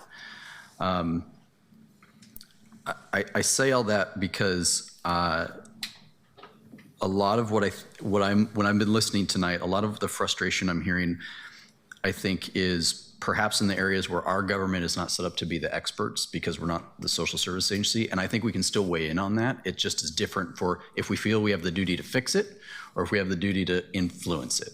And I take those differently, like in my own decision making. What I could use from the Housing and Homelessness Committee is, are there things from the SOC moving forward that we would like to debate as a position for me to take into the room? We've not done that, but I think it would be a reasonable conversation. Are there types of housing developments that we hear from the SOC that I can bring into H&H and say, hey, we need to focus at this type, or transitional housing being developed this way, where they do the services, we do the bricks and mortar? I don't know, but I think that's what the partnership in spirit is. So I've listened intently, and I am hearing this. My recommendation would be that we do pass this, and I say that as a person who has been incredibly critical. I think it's probably why I got put on the darn thing, incredibly critical for many years. And there's a long way to go. And I also want to just note, so the SOC, I just want to revisit the SOC membership if we could, Jillian. I'm going to miss some points here, but it's Mayor of Gresham, Mayor of Portland, Chair of Multnomah County, County Commissioner, City Councilor, the Director of Home Forward, the Director Health Share, a representative of the public who doesn't live in Portland but does pay the SHS tax, and a business community member. I think that's and number 10, behavioral health expert. Who is that? That's Laura. Laura, yes, and a behavioral health expert that we approved. So this conversation, it's half political and half people in their various industries, and there've been some rough meetings, I think, and then there's other times where we're like, okay, we're on it, and I see where we're attacking a problem and we're able to use the similar language,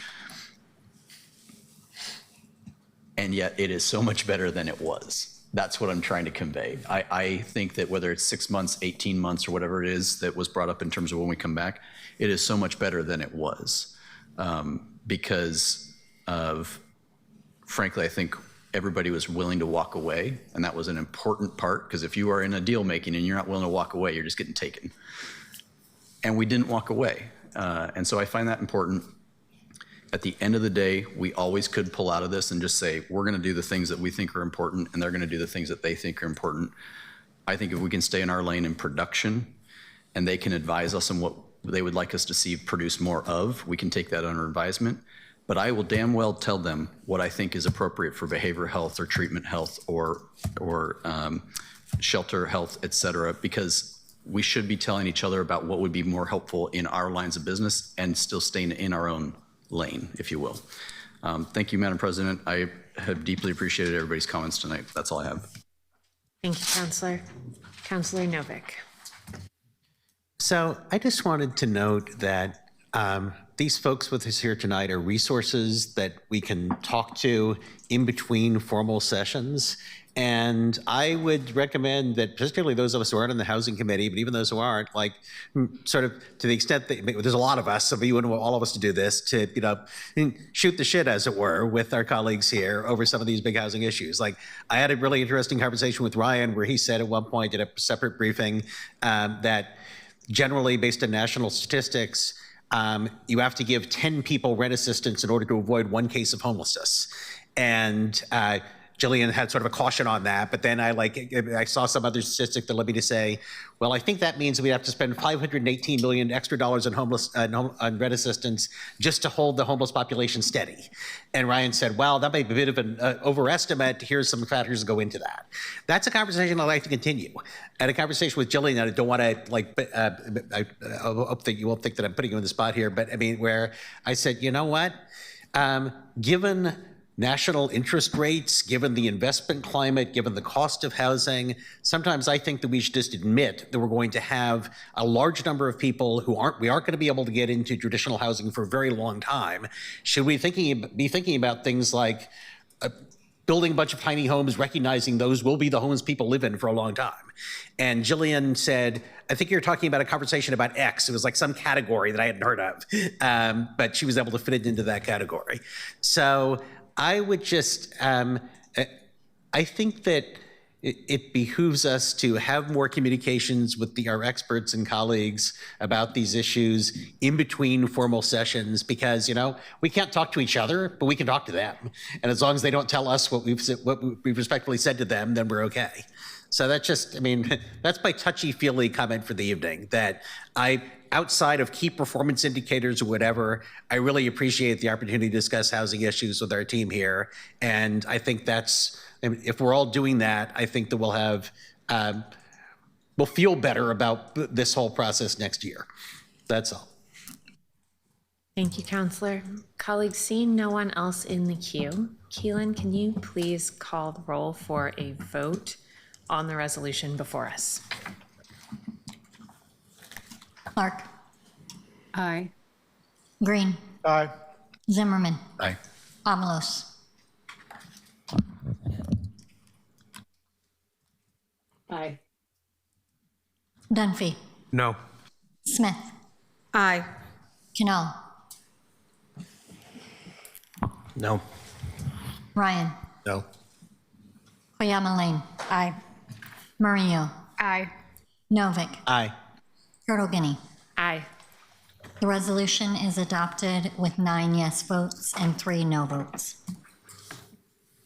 Thank you, colleagues. I think that was an important discussion and will hopefully lead to many related discussions. Thank you all for being here tonight and for answering all of the questions. Appreciate you all. Welcome, thank you. Keelan, could you please call the next item on the agenda? Item 9, adopt the 2026 state and federal legislative agendas. Thank you. And colleagues, this is again a resolution that comes out of work sessions, so there is not a committee staff summary or chair report. This is the item. I was incorrect before that the mayor and I are jointly carrying. I have a few remarks to make, and then Mr. Mayor, I will turn it over to you if there's anything you'd like to add. Colleagues, this resolution establishes a shared framework for our most essential intergovernmental priorities. It will guide how we collectively interact with our state, federal, and regional partners. I want to thank Sam Chase and our government relations team for working with 12 of us who brought very different priorities to the table, as well as the mayor, incorporating the needs of our bureaus and the administration as well, and working with us to put it into a single unified agenda. That's not an easy task. The resolution before us asks Council to adopt 3 core elements: the state's legislative agenda, which will serve us through the short February session and set up our work for the coming year after that; our federal legislative agenda, which we made, I think, some very important changes to; And then we have some evaluation criteria to help guide our OGR team as they do the work of vetting and reviewing things that come up that we didn't contemplate in this work, and that will help them as they move forward in determining how to work with us to find other opportunities where we need to weigh in and when to decide to let things go by. In addition, the resolution affirms a commitment to align our work with operating best practices in government relations and sets clear shared expectations for how we operate together in intergovernmental forums, particularly on those things where some of us have a key interest and others maybe don't share that interest. These practices don't alter any legal or charter authority. They're simply intended as a guide that can be continually improved as we work through the iterations of that collaborative work. I also want to take a moment to situate these documents in the broader context of our advocacy, because these priorities are not just an abstract wish list.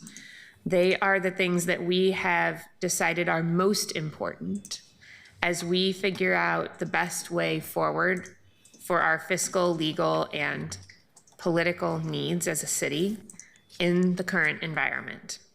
At the federal level, we know we are operating in an unusually volatile and unpredictable environment. We are prioritizing pushing back against federal overreach, something that is new on our agenda. And we're continuing to aggressively advocate for the resources Portland needs to deliver core services at a time when that is harder than ever. We have clear federal priorities we've continued from past years, as well as those two critical new pieces. At the state level, our context is a little bit different, but equally challenging as cities faced constrained property tax authority, rising service costs, declining or uncertain federal support, and increasing expectations without the corresponding resources. We've continued to prioritize protecting our local authority and avoiding new unfunded mandates and safeguarding city revenue while pushing for long overdue property tax reform, something we've not always been as overt about. We are defending the investments that we have, knowing that the environment for new investments is difficult, and supporting our economic development and growth of workforce supports, while also continuing to advocate for our public safety and emergency response needs, and taking on other issues that will allow us to run our city effectively. The coordinated approach that we've discussed strengthens our relationships and will continue to validate our credibility both at the federal and the state level. We've reviewed the documents before us through a series of work sessions, as well as individual meetings with the team in between. And approving this resolution will allow our government relations team to move forward with the advocacy that I know we hope they will all be successful in, not only on our behalf, but on behalf of all Portlanders. I'm looking forward to the conversation tonight and appreciate the work we've all put into this over the previous work sessions. Mr. Mayor?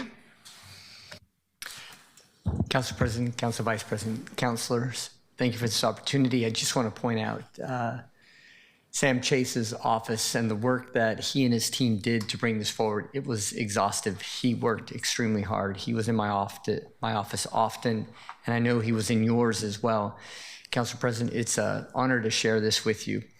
To all the points that you made, the point you made about a guiding document, I kind of look at this as a living document, because we're going to do a series of subtractions and additions throughout the course of the year as changes occur. It's a multi-jurisdictional document that we should use to add and subtract on ideas and certain streams and priorities that you have, and I look forward to working with you. This really is a shared document for all of us. And thank you. I urge you to vote yes and appreciate the opportunity to participate in this. Thank you, Mr. Mayor. Colleagues, before we move into questions and discussion, I want to make sure we get to public testimony, because I know we have at least one person signed up who is a fellow elected official, as well as, I believe, one or two community members. Keelan, could you please call our first panel for public testimony? Yes, thank you. We have 4 people signed up.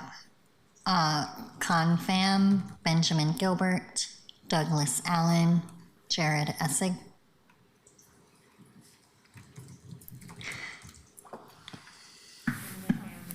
Available online, go right ahead. Representative Pham is joining us online. Go ahead. Hi, Council President Pertle-Guiney, Portland City Councilors. For the record, my name is Con Pham, and I'm the State Senator for District 23, representing Northeast and Southeast Portland in the Oregon Legislature. And I'm also the chair of the Senate Housing and Development Committee.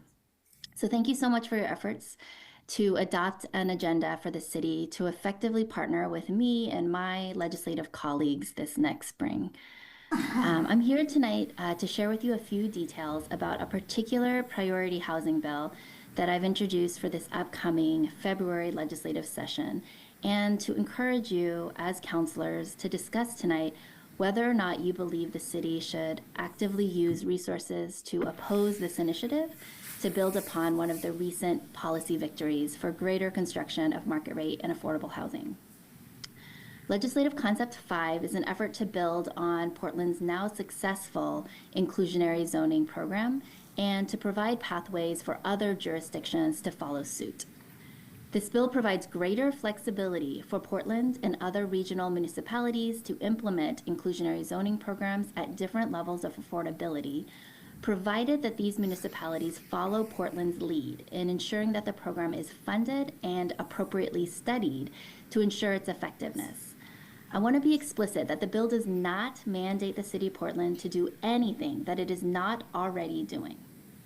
Tonight, the legislative agenda that you're considering for adoption includes language that states the city's lobbyists should, quote, defend inclusionary zoning as a key affordability tool and to prevent state-imposed mandates that limit locally tailored solutions. This is a reasonable objective, and I firmly believe that the adoption of this language should not be read as explicitly directing the city's lobbying agenda to oppose this inclusionary zoning bill. So tonight I'm asking you, in your discussion of the adoption of your agenda, to explicitly state whether you, as a city councilor, believe that the city should be the sole entity actively opposing this widely supported initiative. LC5 is not a state-imposed mandate, and if anything, the bill is designed to give municipalities like Portland more flexibility to explore locally tailored solutions to run effective inclusionary zoning programs. My office and the bill's advocates have worked with the City of Portland for months to fine-tune the specific components of this bill. And I want to thank the staff of the City Attorney's Office, Government Relations, and the Housing Bureau, as well as many of you and your staff who have all engaged in our efforts to get this bill right. Legislative Council has received and incorporated specific statutory language recommendations from the City Attorney's Office to address concerns about potential liability, and my office is more than eager to continue to work with the city to address further concerns. We've got a diverse crew from housing advocates to the Portland Metro Chamber and developers who all support this bill to implement these guardrails to codify best practices. And I wouldn't be here calling in tonight if I didn't believe that this technical fix didn't firmly align with what I have heard and understand to be our shared desired housing policy goals for the City of Portland and the state. And I just thank you all for your time today. Thank you. Thank you very much, Senator, for joining us today. We appreciate you being here. Please. Hello, my name is Ben Gilbert. I am a volunteer lobbyist with the Portland Democratic Socialists of America and a resident renter in District 4. I want to appreciate the strong emphasis on protecting all Portlanders, regardless of their documentation or status. I also appreciate pushing back on federal overreach. As I leave my apartment every morning, I see those unhoused Portlanders who have been pushed onto our streets by higher rents and pay that doesn't keep up. More Portlanders are becoming unhoused every month than being housed, and the biggest reason for this is the cost of living crisis we're all experiencing. Specifically, the outrageous rent prices. While it is heartening to see land banking, the preservation of affordable housing, support for our unhoused neighbors, and rental assistance in our legislative agenda, in the recognition of this crisis, it is disappointing to see that lifting the preemption on municipal rent control is absent. I also hope social housing is a part of our approach and that we can work with the state to come up with a robust social housing policy that's funded. Thank you. I yield my time. Thank you very much for being here. Good evening, President Pertolgini and councilors. My name is Doug Allen. I want to testify about the city's state legislative agenda, and hopefully I can read my notes that I wrote while I rode the bus down here. Better transit is integral to Portland's goals for climate, employment, livability, accessibility, and urban form. TriMet plans to cut service by 15% because of the legislature's failure to come through with funding and the referral of what little they did come up with. There's also going to be no 6-cent gas tax increase, of which half would have gone to local government. We can't wait until after the 2027 session. The cuts are already happening. They began at the beginning of this month. A stopgap transportation measure in 2026 is a necessity and should be high on your priority list. I noticed that transportation really wasn't even on the list of priorities, but I'm glad to hear from Mayor Wilson that this is a living document, and I would hope that transportation, a stopgap solution for TriMet's proposed service cuts will be part of your agenda. TriMet can't fix their funding problem without aggressive leadership from you. Thank you very much. Thank you very much. We appreciate you elevating that issue.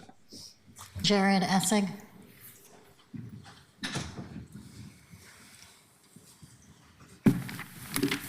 Welcome.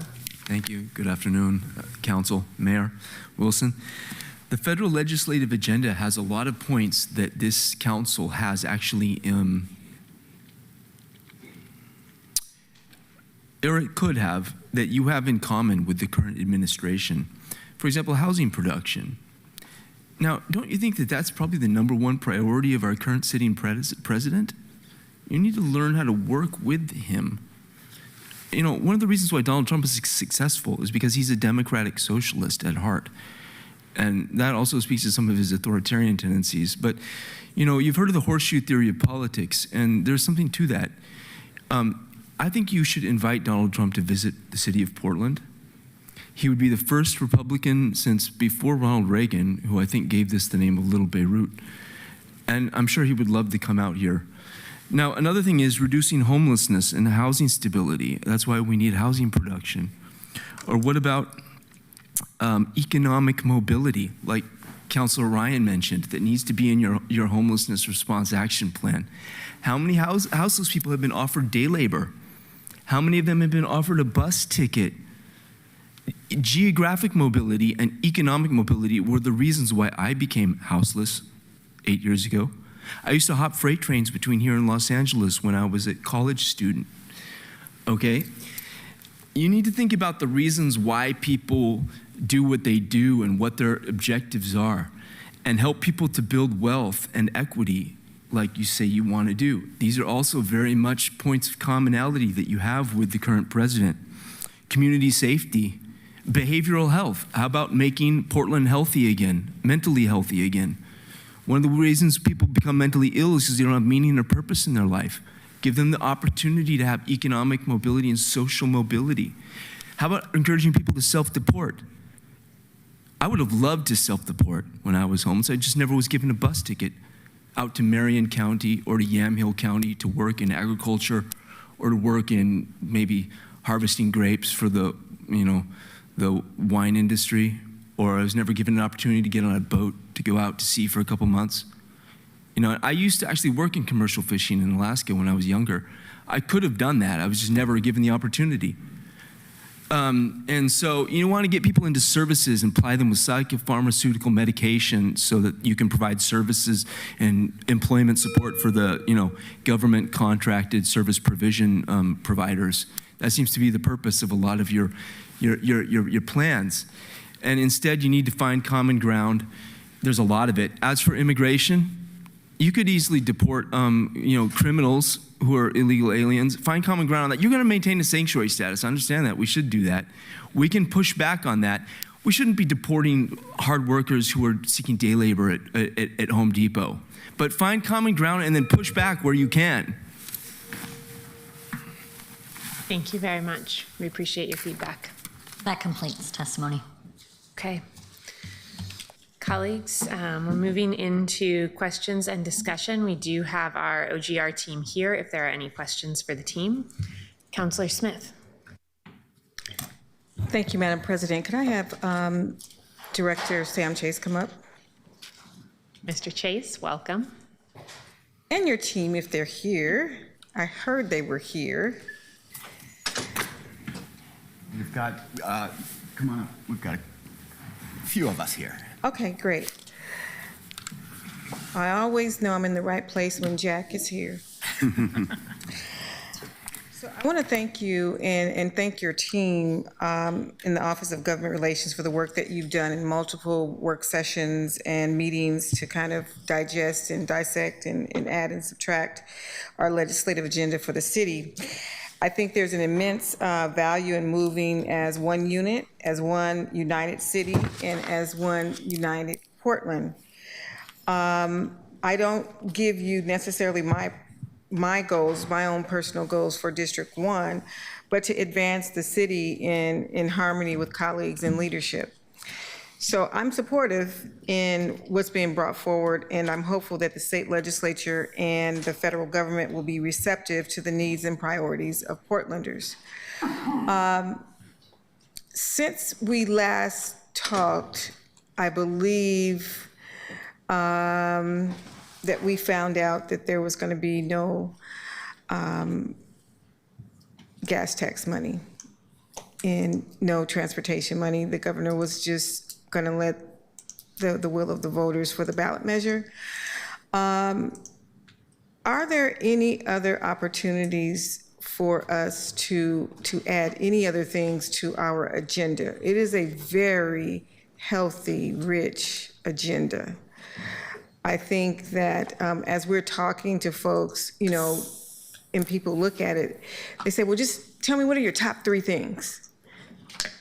I get the whole booklet, but what are your top 3 things? So if you had to say what our top 3 things were going to be in this short session that we were trying to achieve, I know that Senator Pham, she brought up something that I didn't understand or know what was being talked about. And could you also explain what that was if we got a request to put that in our legislative agenda? Yeah, so let me start with the first. I think we have, of course, as you point out, we have 8 top priorities, and if I were to summarize those, I would say, you know, 3 buckets that capture those are protecting the city's local authority. Yes.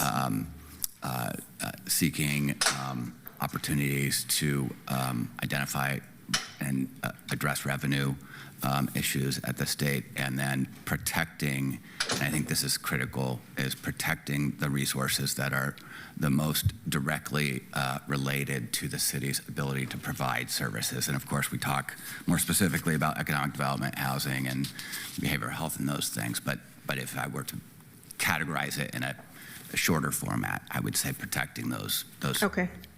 important resources. To your question on the inclusionary housing proposal, I want to say first and foremost that, you know, we've been working with Senator Pham's office over the long session. Many of you were very engaged in the long session on this proposal.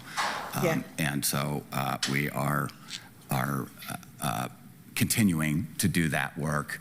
That is something we, in our team, Senator Pham is a very important leader in the legislature, in our community, with our council and in the city, and we want to have a productive, positive, really good working relationship with her, and our team and the Housing Bureau and the attorneys are committed to doing that work and continuing to try to get to a path where there is success in improving inclusionary housing creating more opportunities with inclusionary housing.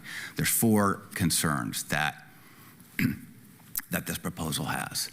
One is it provides an unfunded mandate that would, so that's 1. 2 is it creates legal liabilities. 3 is it takes the decision-making about the funding away from council to the state.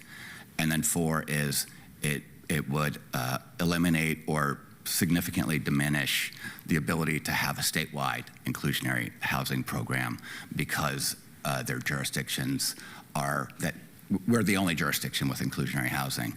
Others are less likely to engage because of the preemption, the unfunded mandate, and the legal liabilities that they would be subject to. Thank you. And I'll tell you, someone asked me, what is going to be your priorities down in Salem?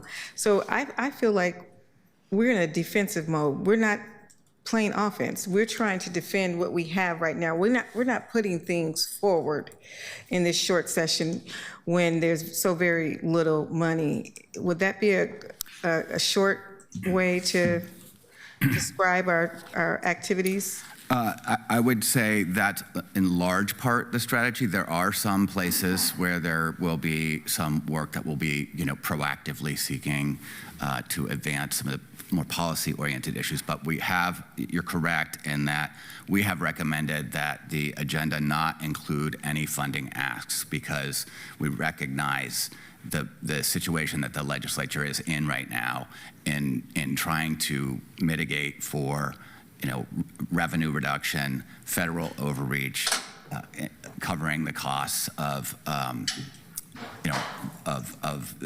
those loss of federal resources. Right. So it's not just like we're not signing on to the inclusionary housing. We're not signing on to anything. We're just trying to play defense in what we're doing and making sure that we can defend the things that might have the possibility of going away.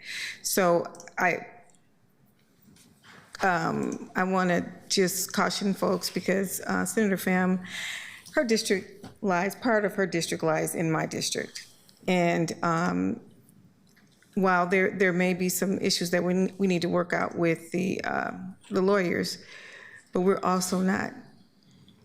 not proactively getting on certain things. So period, because of the legislature and the limited amount of resources that we've heard that may be available. I understand that there's a $66 million gap in the budget for the state legislature, and understanding that gap, that there's not going to be a whole lot left over for a lot of cities and communities.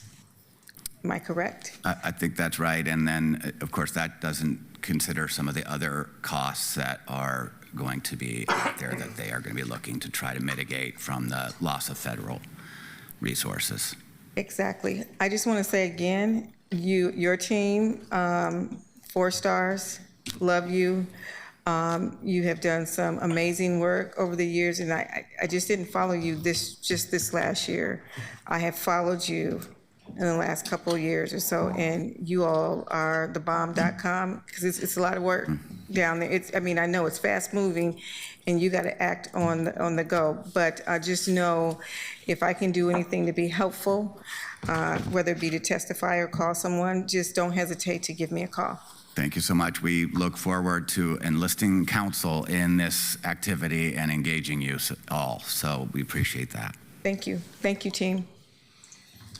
Thank you, Councillor. Councillor Avalos. Councillor Smith's line of questioning made me think of a question. I wonder, to her point around playing defense versus offense, what does it look like for us to prepare through both this session and just in the rest of this year ahead of next year's long session to build partnerships and work with our state electeds to create a joint agenda that our reps and senators can champion on the city's behalf? Is that common practice? If not, why?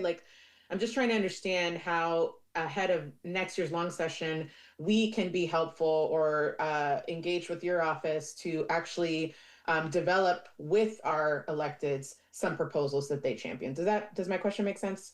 Absolutely makes sense. And I think the inclusionary housing is a place where some of that could happen. And I know that your Homelessness and Housing Committee has had some conversations around that.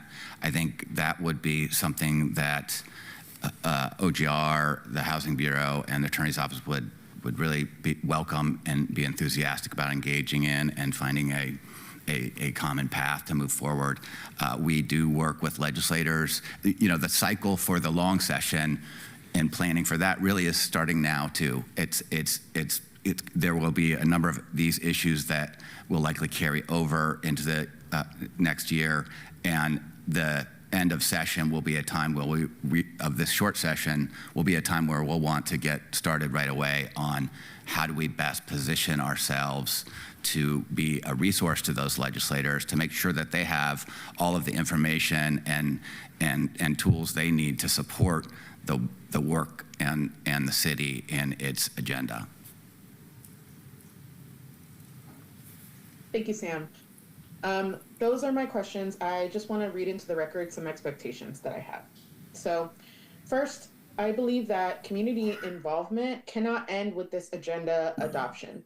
These priorities that we're talking about, they affect renters, workers, immigrants, people experiencing homelessness, communities of color, especially in East Portland.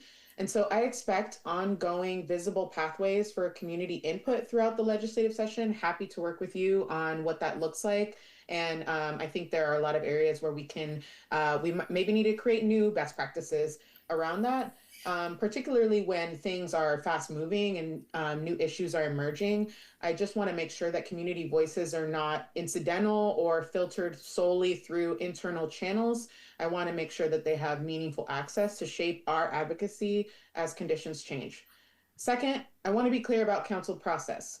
When feedback is gathered on legislative priorities or emergent bills, council should not be isolated from one another. I expect transparency about how priorities are being weighed across council, especially in a 12-member body with different district realities and committee responsibilities. And as I have said before, informal one-on-one processes can't replace the shared understanding and equitable participation. So I really look for coordination that strengthens council alignment, not obscures it. Third, I just want to expect a clear and inclusive rapid response approach. We've been talking about the ways that you all are planning to create spaces for us to check in as things change.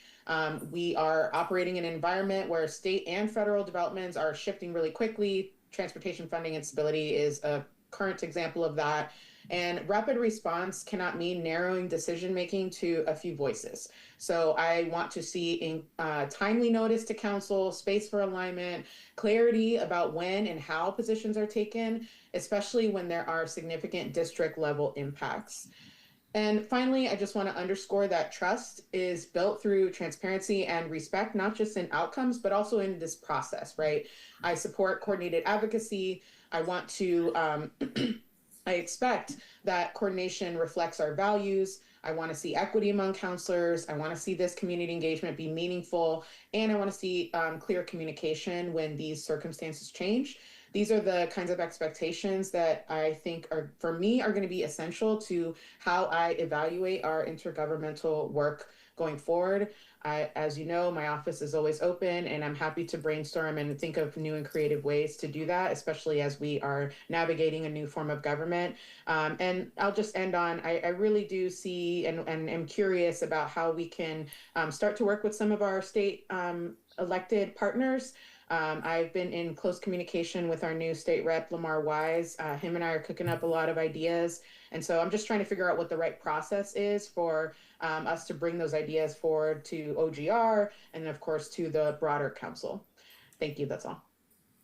Thank you, Councilor. I appreciate that. I think those are very fair expectations, and I think, you know, I believe and hope that we can meet those. And I look forward to connecting with you to learn a little more about some of the ideas. And finally, just the trust building is such a critical component for us. That is something that we want to build, you know, continue to have a trusting relationship, because we think that's kind of the magic that makes us successful. Thank you. Thank you, Counselor. Counselor Quayama-Lane. Thank you, Council President. First, I want to say thank you to the Office of Government Relations for adding age-friendly housing to the affordable housing area of importance. And also regarding the property tax and state revenue reform, I'd like to highlight that the state legislature passed HB 2321, which directs the legislative fiscal officer to analyze and prepare a report on this very topic around options for modernizing our state property tax system. And so that House bill is encouraging, and I am hopeful that we can engage those state partners who also see this as an area of urgency and importance. And thank you for all your work. Thank you. Thank you, Counselor. Counselor Zimmerman. Sam, I'm just trying to understand how to compare the general principles and areas of importance document to the state legislative agenda. The reason, or what's made me highlight the differences here is my fellow Counselor Quayama-Lane just mentioned that the property taxes are in one piece but not the other. So I'm trying to understand what carries more weight. What's actually the agenda? The top priorities you could think of as something we're going to be more proactive in engaging and seeking to advance the city agenda. That's what's listed under agenda. And so that's the top priorities. And then general principles, areas of importance are areas that we know are also priorities for the city, and that we will be tracking, monitoring, and reactive to, but we will be less proactive in those areas. Okay. I disagree slightly and agree in part with what Councilor Avalos stated. I did appreciate that she laid out some expectations, and I think that's really fair. The deference to districts is something I really agree with her on.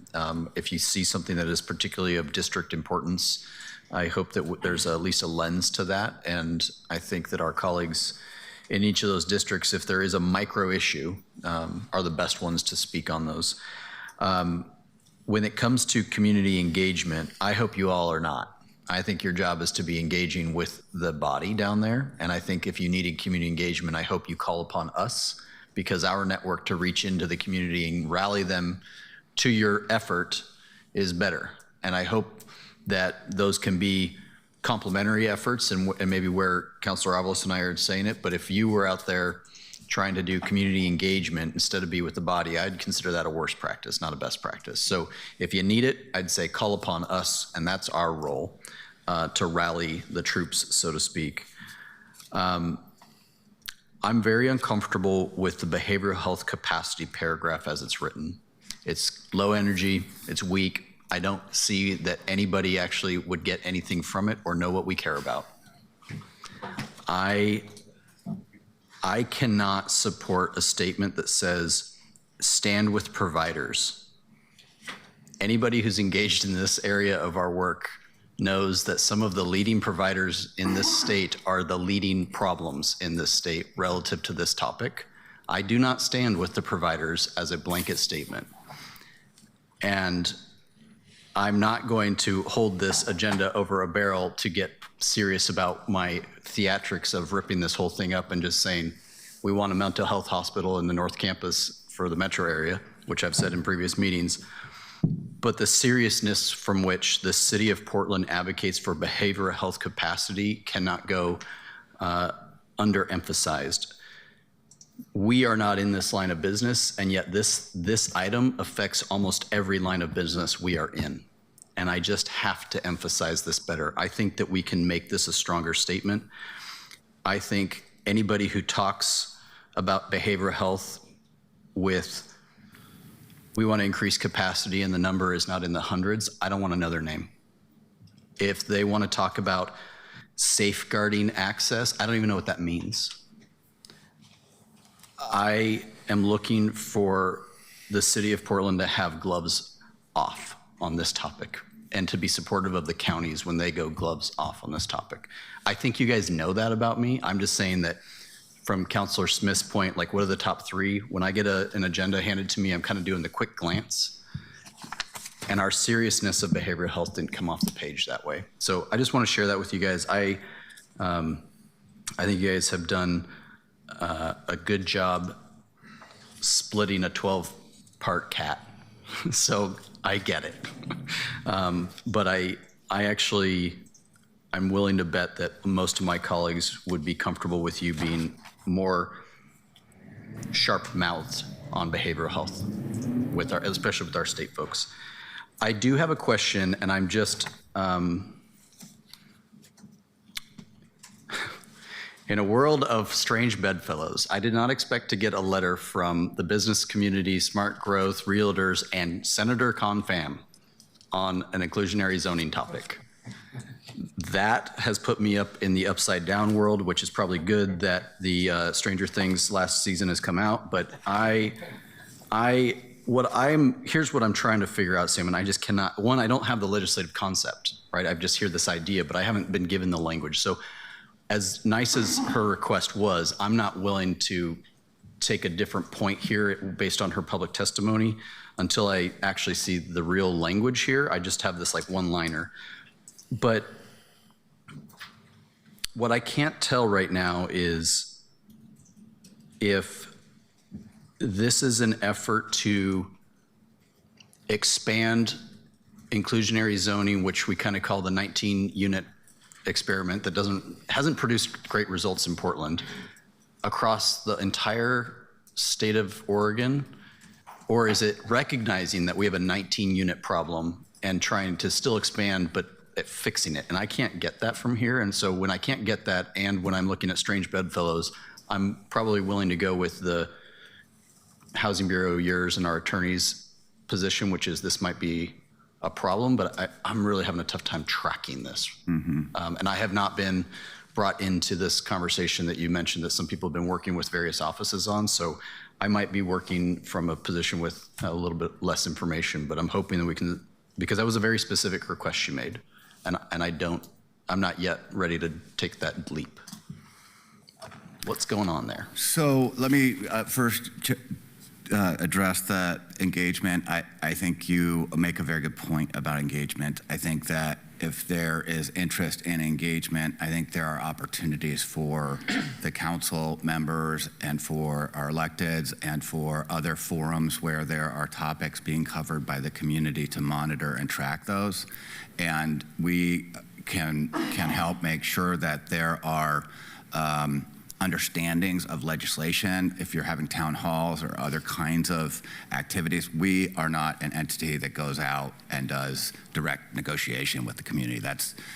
We are getting that from you, and we are wanting to support you if you need community engagement as a part of your way of processing the issues. And so we're happy to help with that. Behavioral health, we of course added this as a priority based on the work session conversations. The position of the city is that behavioral health it's not a service that we directly do, and we're often reluctant or to put forward things that aren't directly related to the city's work. Behavioral health is so integrated into the success of the work that we are doing with our homeless community, with and with a number of issues at the city. This is really to identify that we are in a cut session right now, and that we want to make sure that we're protecting those resources. And to do that, we need to come to the table with the other partners and coalitions that have been working toward that effort to protect those services. And so how can we help amplify and identify what those are? These are issues that these are pretty broad buckets. When we have an issue that we think is the council may not align with, that we're gonna have conversations with you about that, and we're gonna bring that back to you. And of course, the timeline might be really quick, and short session is going to be happening very fast. So we're gonna try to do it with all of these mechanisms that we've set up with you all, and try to make the best judgment call. But it's one that we are going to make that we hope continues to maintain your trust. On the inclusionary housing, the Homelessness and Housing Committee members have been pretty engaged in that conversation beginning. Well, I'm one of them. I wasn't. Okay. Well, we offered you briefings, I think. Yeah, but in terms of, we can't, like, having us come together in quorums and working through it, so. This was at council. I think, but I'm in saying. the committee. There's no, I've never been in a meeting with Senator Pham. I haven't been in a meeting with anybody else about expanding this, as far as I know, so. Well, they came and some presented members. it to the Homelessness and Housing Committee. And so that was just one touch point. And you know, there's other business that councilors need to do. And so it may not have, but we've tried to keep updates communicated. We've tried to email council and engage. And so we have not had we've tried to make sure the door is open and be available and make sure that you're tracking that there's an issue. But we need you to reach back and say, I do want to learn about this. And so, you know, that's part of how we need to get that better. We need to make sure that we're connecting with you in the ways that work for council members to process this.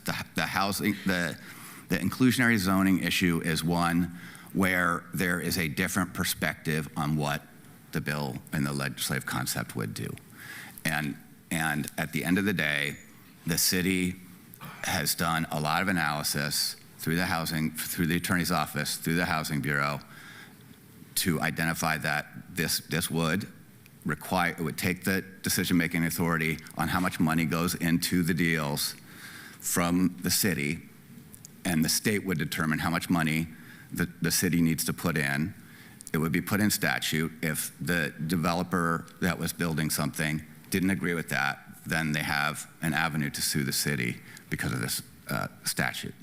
So that's the legal liability and the unfunded mandate part, and I guess the preemptive part, which is taking that decision-making away from, we're the only jurisdiction with inclusionary housing in the state. So it's really impacting Portland and not the other cities. The final part is that there's 241 cities in the state, and they are indicating that they're far more likely to lean away from putting inclusionary zoning policies in place because this is more restrictive and onerous for them because of these liabilities. So it doesn't do anything to fix the unit cap that we've seen, that issue, right? We've seen units of 19 and 18 get developed so they don't qualify or they fall into, it doesn't do anything to fix that gap or that issue. No. It actually expands this wider or more broadly to the rest of the state? It doesn't expand it to the state. It just adds this additional funding mandate that you have to comply with you have to make whole the developer on the amount, and the state determines what that amount was. Okay. Now, I do want to thank, I mean, there was some discussion during the session. It was originally proposed as it needs to be 120% of the cost provided to the developer. They've reduced that to 100, so that's the right direction, but it's still a requirement that the state would determine. Instead of council making that decision, the state would make that decision. Okay. Since it's a question was posed to us, I would say, like, there are parts of that answer where the preemption is concerning to me. There are other parts where, you know, I can't tell yet if, especially without the legislative concept, right, without having that available in that language, I think it's hard to make this call and that request that was made. So I'm probably not there yet, and I'll stick with where the city staff have made the recommendation, but not for the reasons of preserving Portland's model. I just want to be clear. I don't think that's working great either, but this is a little murky, and so thanks for diving in a little bit. I hear that, and I appreciate Senator Pham getting in and advocating. I just I'm not quite there yet to make a call. Thank you.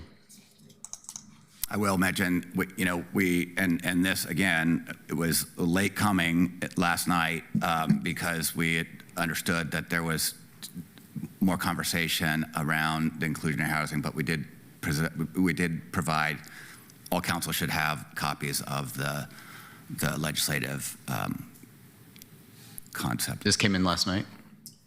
Yes. Okay. All right. Thank you. Thank you, Councillor. Councillor Murillo. Thank you, Madam President. Thank you so much for this presentation. I just want to say, in my experience working with your office, it's been really helpful. I've gotten briefings. I think you've even proactively flagged things based on my values that I've expressed up here that you thought I would be interested in or firmly against. So I just appreciate your team a lot. I think you've taken a lot of time with me and made sure that I feel comfortable with things. I also really appreciate that you outlined that the general consensus form for how we are discussing consensus among council, but then also outlining that councilors are still able to speak as individuals, because we know that ranked choice voting in districts means that you're going to have people that are going to be all over the spectrum on different issues, and that's actually healthy, and that we still get to keep our voice. But when you're representing the city, you're in a very particular role, so I just want to honor that very difficult position that you're in. I also think that it's our job as counselors to be the conveners of community. We're the ones who are having constituent coffees and town halls. We're in our districts, so we have the staffing and the manpower to do that. I suspect that you guys do not in your office. So I would say that if there are questions about what we're hearing from our community, we should convey that to you, and you should use us as that community tool. And I feel very comfortable that if I ever had a town hall or anything, I could invite you if there was a matter of public interest in some policy coming up. So that's just where I'm at with the community engagement piece. I also apologize if you did try to reach out about the inclusionary housing portion. I think I was carrying two heavy policies over the past few weeks and months, and so maybe I missed that. I would say my team ended up getting a briefing on this. I did not get a chance to connect with your team on this. But in general, I think that there is broad concern about preemption, but I think that this is an issue that does impact the entire state. This is not actually just a Portland issue. We have this issue across all of Oregon. And I think that state mandates are also an important tool when it comes to the area of housing, because we have a statewide crisis. And I think that Portland can't really solve these issues alone, even if we are doing everything possible to build more housing here. We need neighboring jurisdictions to also pull their own weight. And I think that this proposal, it seems to resolve some of those issues. I also haven't had a chance to read the LC yet, so I'm curious to hear about more details on that, but I'm generally leaning towards being supportive of Senator Pham's proposal here. I also think that requiring funding of inclusionary zoning programs is a really sensible step, because it avoids allowing inclusionary zoning to become a tool for NIMBYism. And I think affordable housing is the top priority. So that's where I stand on that, given my limited and last minute understanding of this policy, but appreciate your explaining more of that to us here. Thank you. And I want to correct myself. I sent out an email yesterday articulating the ways that we're working on inclusionary housing and some of the analysis that we have received from the city.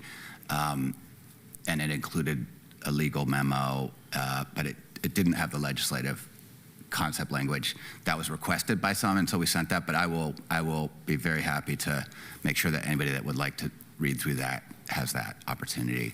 And we also want to continue to work on, getting to the right place with an approach to inclusionary housing. And we want to do that with Senator Pham and any other allies that we can. We are happy to take some time to help make sure that folks are understanding the recommendations that we're getting from the city as well as from others in the community. Anything further, Councillor? No, thank you so much. Colleagues, I just want to note that if we want to get to the last two items on our agenda, we can take about 15 more minutes on this item. Councillor Green, go right ahead. Thank you, Sam. And I want to recognize that your team has been very busy. I think you guys are one of the hardest working entities in our government. It's really impressive and it's really appreciated. We have worked a lot together. You've been in my office a lot, specifically on LC5 and the inclusionary zoning stuff. So I've seen you try to work with me on this because I originally asked that this be part of the agenda. You raised the concerns. We had a meeting with the Portland Housing Bureau. So I'm up to speed on the city's concerns on that regard. What I'm not up to speed on is how the conversation has evolved between OGR and Senator Pham's office. And so, you know, what I'd like to sort of articulate here is an appeal that the language that's in the legislative agenda isn't going to lead to an opposition place. And I think what you've expressed to us is you're still open to getting to yes, or at least neutral on this. And I just kind of want to offer for some of my colleagues who maybe haven't been in the trenches on this, why I do think it's worthwhile getting to yes on Senator Pham's proposal. You know, my understanding on the LC5 proposal is it doesn't mandate that you use inclusionary zoning or inclusionary housing. It's just that if you have that, it needs to be fully funded. And there are some certain kind of conditions there. And so I think to earlier point and question and concern that Councilor Zimmerman rightfully raised, does this create more of the 19-unit problem? I don't think that it does. And I think it's actually an effort to sort of address that problem. And I had the benefit of being in a space that Senator Pham had convened with a bunch of developers. And this was a few months ago now. And this was a topic that was addressed. And you know, on this letter, I don't think Portland Metro Chamber was there, but PMAR was there. Oregon Smart Growth was there. And there was discussion about how fundamentally broken inclusionary housing is in producing sort of adverse outcomes based upon our structure, and that this was an effort to fix it, but not just for the, you know, for cities like Portland to adopt it, but really try to move us forward. And I do want to advocate that I think it's appropriate for state level preemption in some cases where we are just fundamentally way too slow because we are in a housing crisis. There was an earlier idea that I don't think was ever seriously going to be considered, but I wanted to bring it into play because I thought it was important to talk about. Was I think the state should preempt and sort of give us a zoning map that fixes our low density problem in the city of Portland, because I don't think we're going to get there in a meaningful amount of time working through our normal channels, and we have a crisis on our hands. So I do think it's important that we do support some preemption efforts where they're applicable that help us address kind of regional level housing shortage problems, because as I think as my colleagues, some of my colleagues earlier noted, that that this is a state level issue, and the metro region as a whole deals with Portland's inability to build housing, and then that continues to spill out and so forth, and then that drives pressure to expand our urban growth boundary, and that drives sprawl that moves us back on our climate goals. So this is all very interconnected to me. So I'm very compelled by the letter that I received, and I think we all received. It's in the written testimony for this item dated December 15, that does offer support for LC5. And it argues that there is a pathway for some of these legal risk questions. And I do think it's important for us to engage on the legal risk questions because we don't want to expose ourselves to unfunded mandates. And I'll note, colleagues, it's Habitat for Humanity, it's Housing Oregon, it's Oregon Smart Growth, it's the Metro Chamber, it's the Portland Metropolitan Association of Realtors, it's Proud Gown, and it's the Sightline Institution. So this is a very interesting cross-section, as you noted. So that's very compelling to me. We're in the upside down, as it were. So I'm going to kind of support Senator Pham's appeal tonight, but I do want to recognize that you guys have done a lot of work, and I want to continue to offer to be at the table to help that work move forward. But I really caution against us going to an oppose. And then I'm going to wrap up here just by saying, I know it's a short session, you can only do so much, but to the extent that these conversations do emerge around revenue, specifically around decoupling from HR1, I would like us to be on the right side of history there, because I don't think that we need to pass through the Trump tax cuts that starve our community of the resources that we need. So I'll leave it at there. And you can respond to me if you'd like. Thank you. I think we are, the way I would view the inclusionary housing is that the recommendations of the administrative arm of the the city is that this causes more harm than not to the city's ability to run the program, and causes more harm than is intended, I think, by any party to the ability to have jurisdictions throughout the state adopting inclusionary housing. That is an assessment that is of the city, and that does not mean that that's not where we get our directive. It's the combination of this, and so if we can't get to an agreement, that would be more of a neutral position.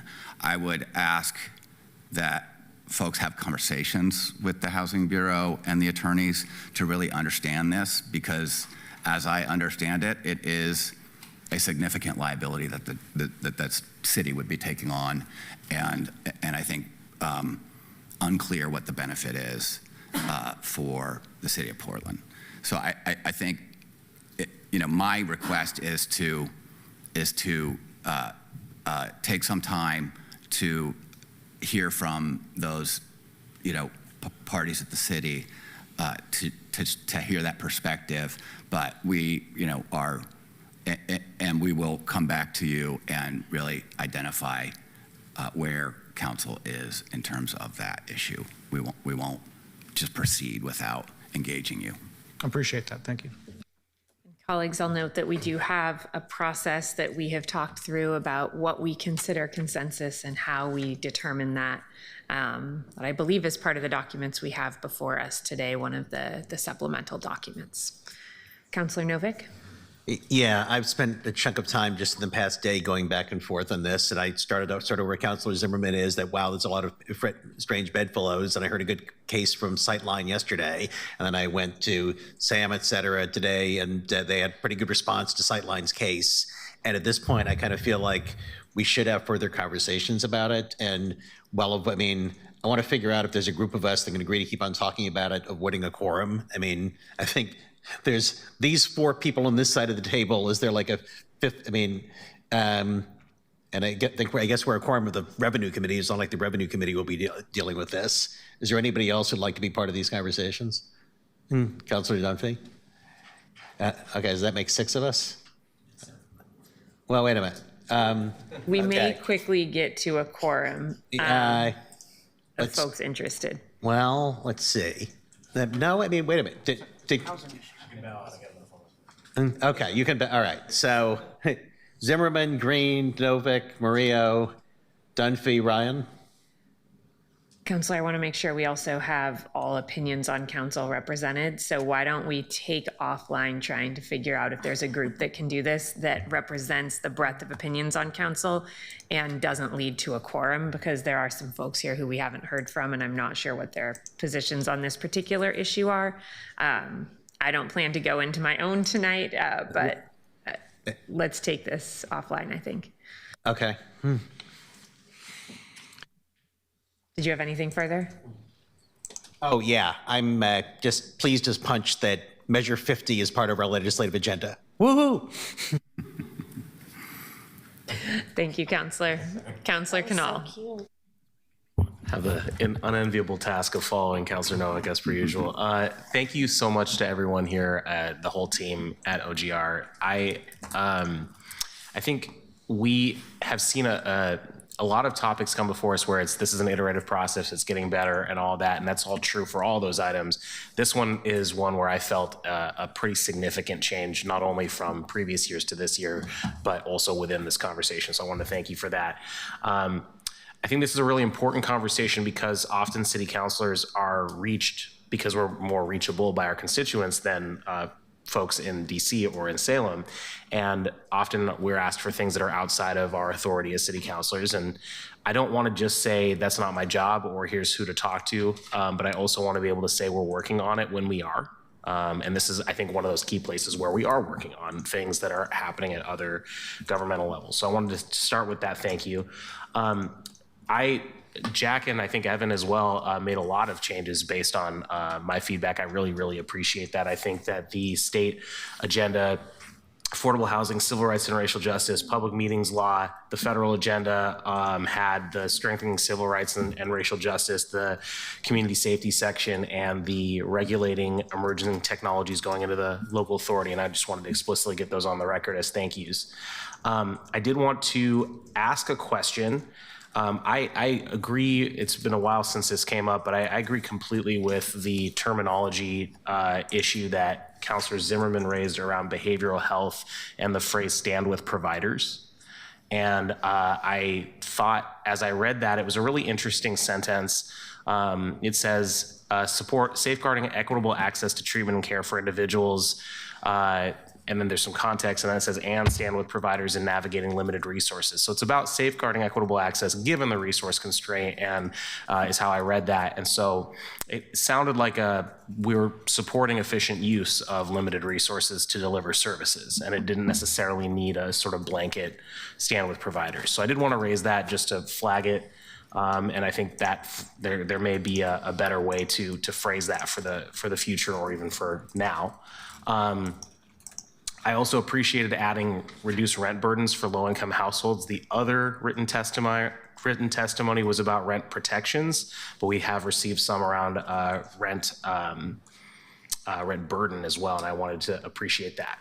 So the only other thing I'll mention, there's a scrivener's error on the header in the criteria. It says politically viability. It should either be political viability or politically viable. Either way works. I don't think that constitutes a substantive change, so I don't want to propose it as an amendment. But I wanted to flag all of that.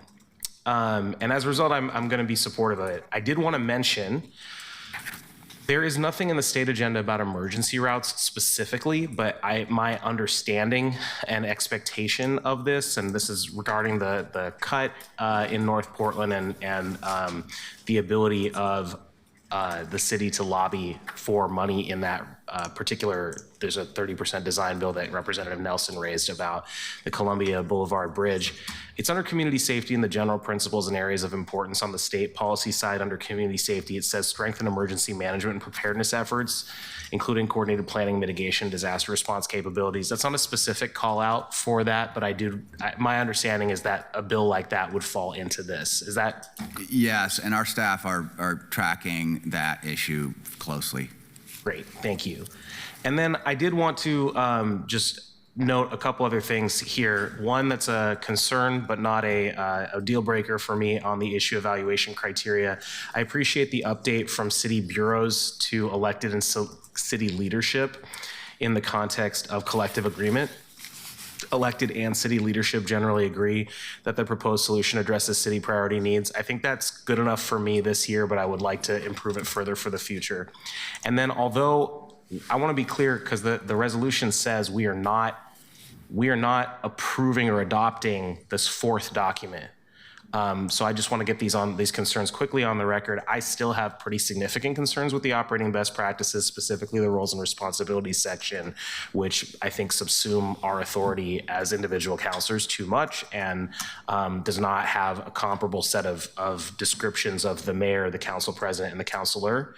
And I'm particularly concerned around the expectation that we're going to escalate things to people that are not in our chain of command, which is to say the city administrator and deputy city administrators. That's not an escalation, that's a consultation, and I wanted to just flag that and get that on the record. Because we're not approving it, I am not gonna make a thing out of it, but I did wanna flag that for the future.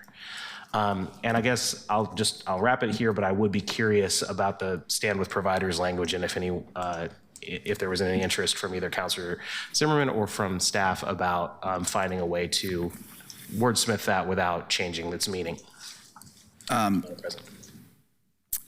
that one, what I can tell you is that with behavioral, so yes, that could be better defined, and I think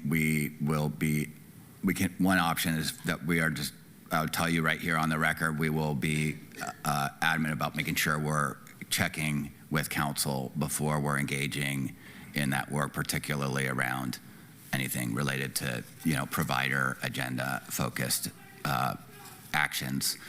And, we want to have conversations and and engagement from you as we're getting up into the short session and getting informed about what the real options are around where there may be some cuts threatened. And so we expect to be engaging with you in conversation about that. And I think, I've circled and flagged it, and I think we can make sure that we're particularly careful about our approach on that. Thank you, Counselor. Counselors Ryan and Avalos, we're going to try to do this quickly so we can get to a vote. Go right ahead, Counselor Ryan. All right, got that. Thank you, Sam, Chase, and the government relations team. You've been doing a great job taking a lot of feedback from all 12 of us, and I keep seeing that in the document. I, for one, am happy at least behavioral health got on our agenda. As you know, I've been asking for that for a few years. So what was it on? Behavioral health, that it's actually on our agenda. I will stay away from the criticism at the moment, but I'm just glad it finally got on the agenda, and it's prominent and very important for a state that's in last place in behavioral health services. So I appreciate that. Like others, I promised to dive into what I heard tonight about inclusionary housing. I too am intrigued and curious with who came together to support it. So that gives me pause. I'm at an acceptance place at this moment. And I have a lot of respect for how you've navigated this, but because the decrease in business licenses and property taxes, not surprisingly, targeted tax revenues are up. So there's this very odd game going on with how we look at the color of money, if you will. But I also know that as goes Portland, so goes the rest of the state. So I have that lens on right now, and I'll just say, I will lift again, I've said this to you several times, to go after as much revenue as possible in areas where you can find common ground with the state and the federal partners to ensure our general fund dollars can serve Portlanders as much as possible next year. So I'm just looking at you as trying to find as much money as you can for our general fund. And I will stop there. Thanks. Thank you, Counselor. Counselor Avalos, did you have more to add? Just quickly, sorry for confusing everybody with my comment about community engagement. I was not saying Sam and OGR should do community engagement. I was saying that it is our responsibility to do that and for them to create space for us to bring in our constituents' voices into advocacy. So I just wanted to clarify, because it sounded like some folks were interpreting my comments that I was suggesting OGR should do it. I think that it was out of context because I've been talking with Sam a lot about how I get my constituents' voices into the agenda. Thanks. Thank you, Counselor. Colleagues, we've heard some calls for some things that may need to shift around in the future, but no amendments and no one else is in the queue. So I'm going to ask Keelan to call the roll on a vote on the resolution before us. Clark. Aye. Green. Aye. Zimmerman. Aye. Avalos. Aye. Dunphy. Aye. Smith. Aye. Bell. Aye. Ryan. Aye. Cleama-Lane. Aye. Murillo. Aye. Novick. Aye. Turtle Guinea. Aye. The resolution is adopted with 12 yes votes. Sam Thank you. and the rest of the team, thank you all very much for the hard work here. We really appreciate it, and we appreciate the work that we know you will engage in through this agenda. Thank you so much. Keelan, we are at 8:53, so I am going to ask you to open the next two agenda items, which come as a package. Item 11, assess property for sidewalk, curb, and driveway repair for the Portland Bureau of Transportation, Y1106. Item 12, assess property for sidewalk, curb, and driveway repair for the Portland Bureau of Transportation, Y1107. Thank you. Colleagues, this is a first reading of an ordinance out of the Finance Committee, and I believe we have Christopher Hare joining us online for a committee staff summary. Yes, thank you, Madam President, and good evening, councilors. For the record, Christopher Hare, Council Policy Analyst with Council Operations, and I serve as staff to the Finance Committee. The ordinances, documents number 2025-467 and 2025-468, were considered in the Finance Committee on December 8th, where they were referred to full council with a recommendation that they be passed.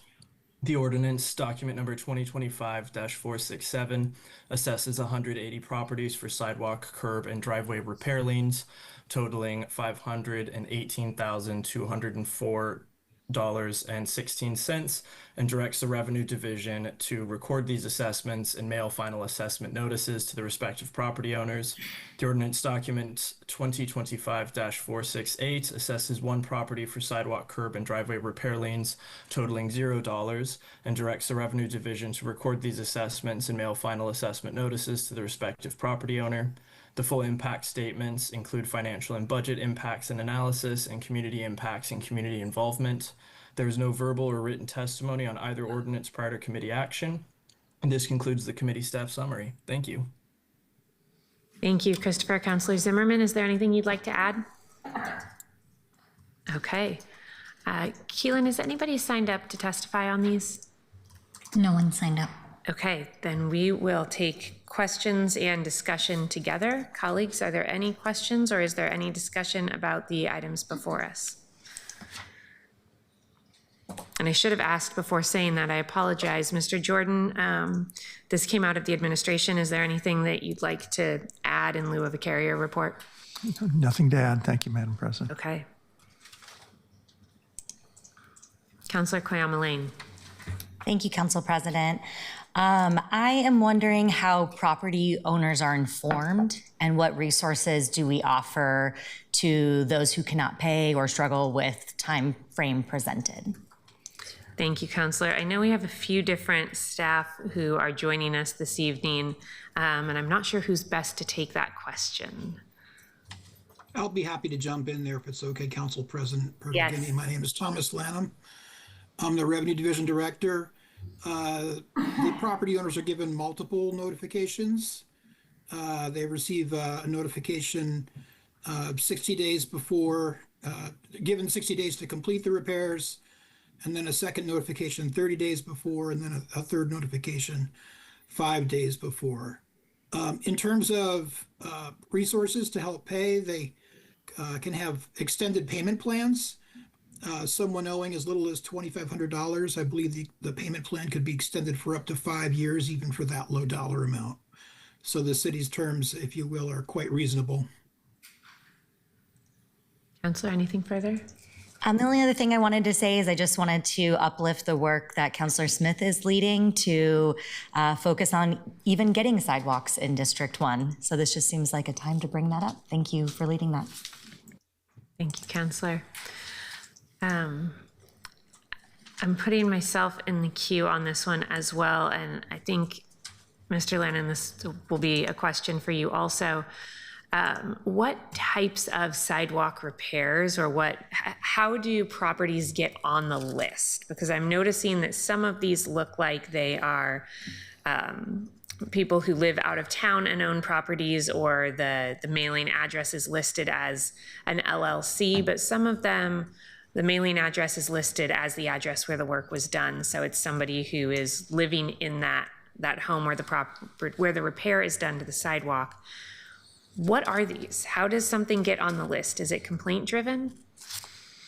It is. So this is primarily PBOT's area of expertise. They do have someone here that can speak, but then very briefly, it's complaint driven. A PBOT inspector goes out, determines there's a violation of the city's code or requirements around the driveways, the curb, or the sidewalk, notices the owner, which may be an out-of-town owner or someone that's residing in the home, gives them an opportunity to rectify that, and then ultimately the PBOT will contract with a repair service.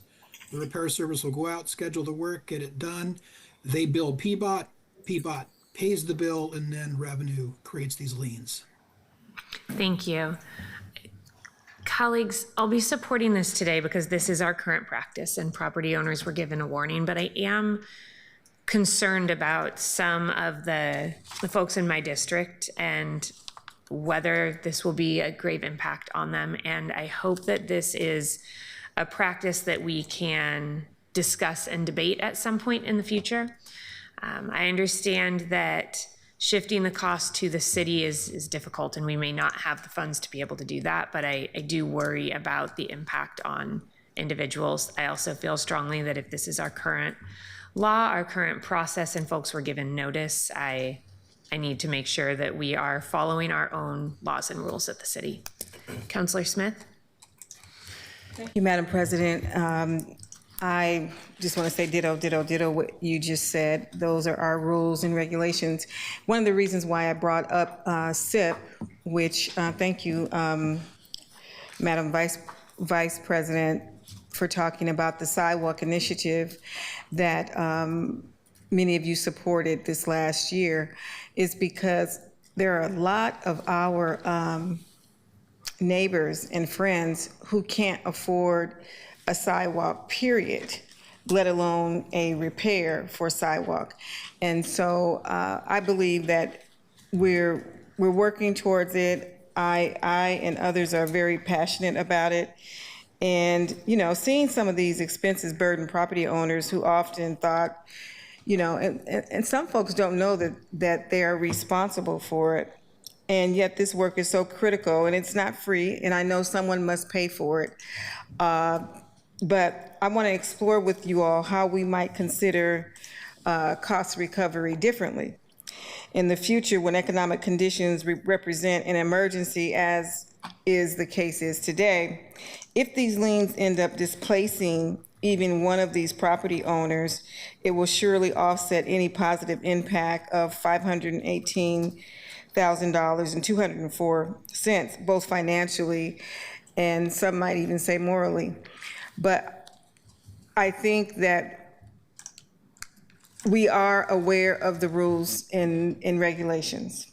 And I do agree with you, we have to abide by those. And I think we need to figure out how to do better in the future so that we want to make sure that our neighbors are safe and they're not being harmed by the derelict curbs or sidewalks. But we also want to figure out ways in which we can help people too. So I just want to say thank you for bringing this forward, and I will be supporting voting for this agenda item. Thank you, Councilor. Councilor Green. I'll be brief. Ditto to what you said, Council President. It's been a long day. And I'll remind us that we had a similar conversation when we were contemplating the urban canopy plan.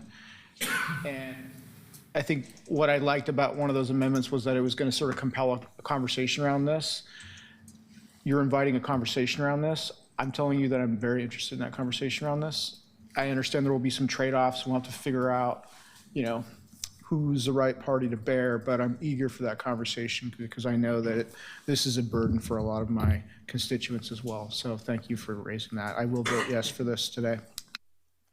Thank you, Councilor. Councilor Ryan. Yeah, I wasn't going to weigh in, but I just want to ask this question. Thomas, 180 properties is what you said, and none of them came in to testify or to push back? That's correct. Yes, they were all noticed. Many of them elected after notice to have the city do the work. So, you know, they're fully informed, and I assume that's why they're not here. Yeah. So thank you. Colleagues, I agree with everything that's been said. I've also been here before, and this is rare. I mean, to not have anyone show up and push back means that I don't. Anyway, I'm a yes on this, and I appreciate that you gave us that type of information. I've definitely been on the side where, Thomas, we've had people come in and testify, and then it's a different conversation. Thank you. You guys mind if I make a brief comment and just split really quick? No. Signing up to testify is through our clerk's office. So you'll have to. I didn't know you guys were open tonight. I happened to be just passing by. Really quickly. Unfortunately, we're not able to do that because there are. I have a comment about this thing that one of the things I've worked on is very important. I've do a lot of work. I'm sure that folks would be happy to chat with you after the meeting. Jennifer, I'm Brandon. I will call her about something very important. What I bring up is important. It really is, and doesn't get addressed. And we'd be happy to have you sign up for public communication at another meeting. Okay. Colleagues, I don't see anybody else in the queue. So these are both first readings. We are going to move them to second readings. They will be back on our agenda for a vote in the new year. Mr. Jordan, are you here tomorrow for our recess meeting? Okay, I'm going to save the niceties for then. With that, colleagues, I'll note that we do have a very full agenda for our recess meeting tomorrow. So I will see you all then, and I will adjourn our meeting, or recess. There we go. I will recess our meeting for this evening.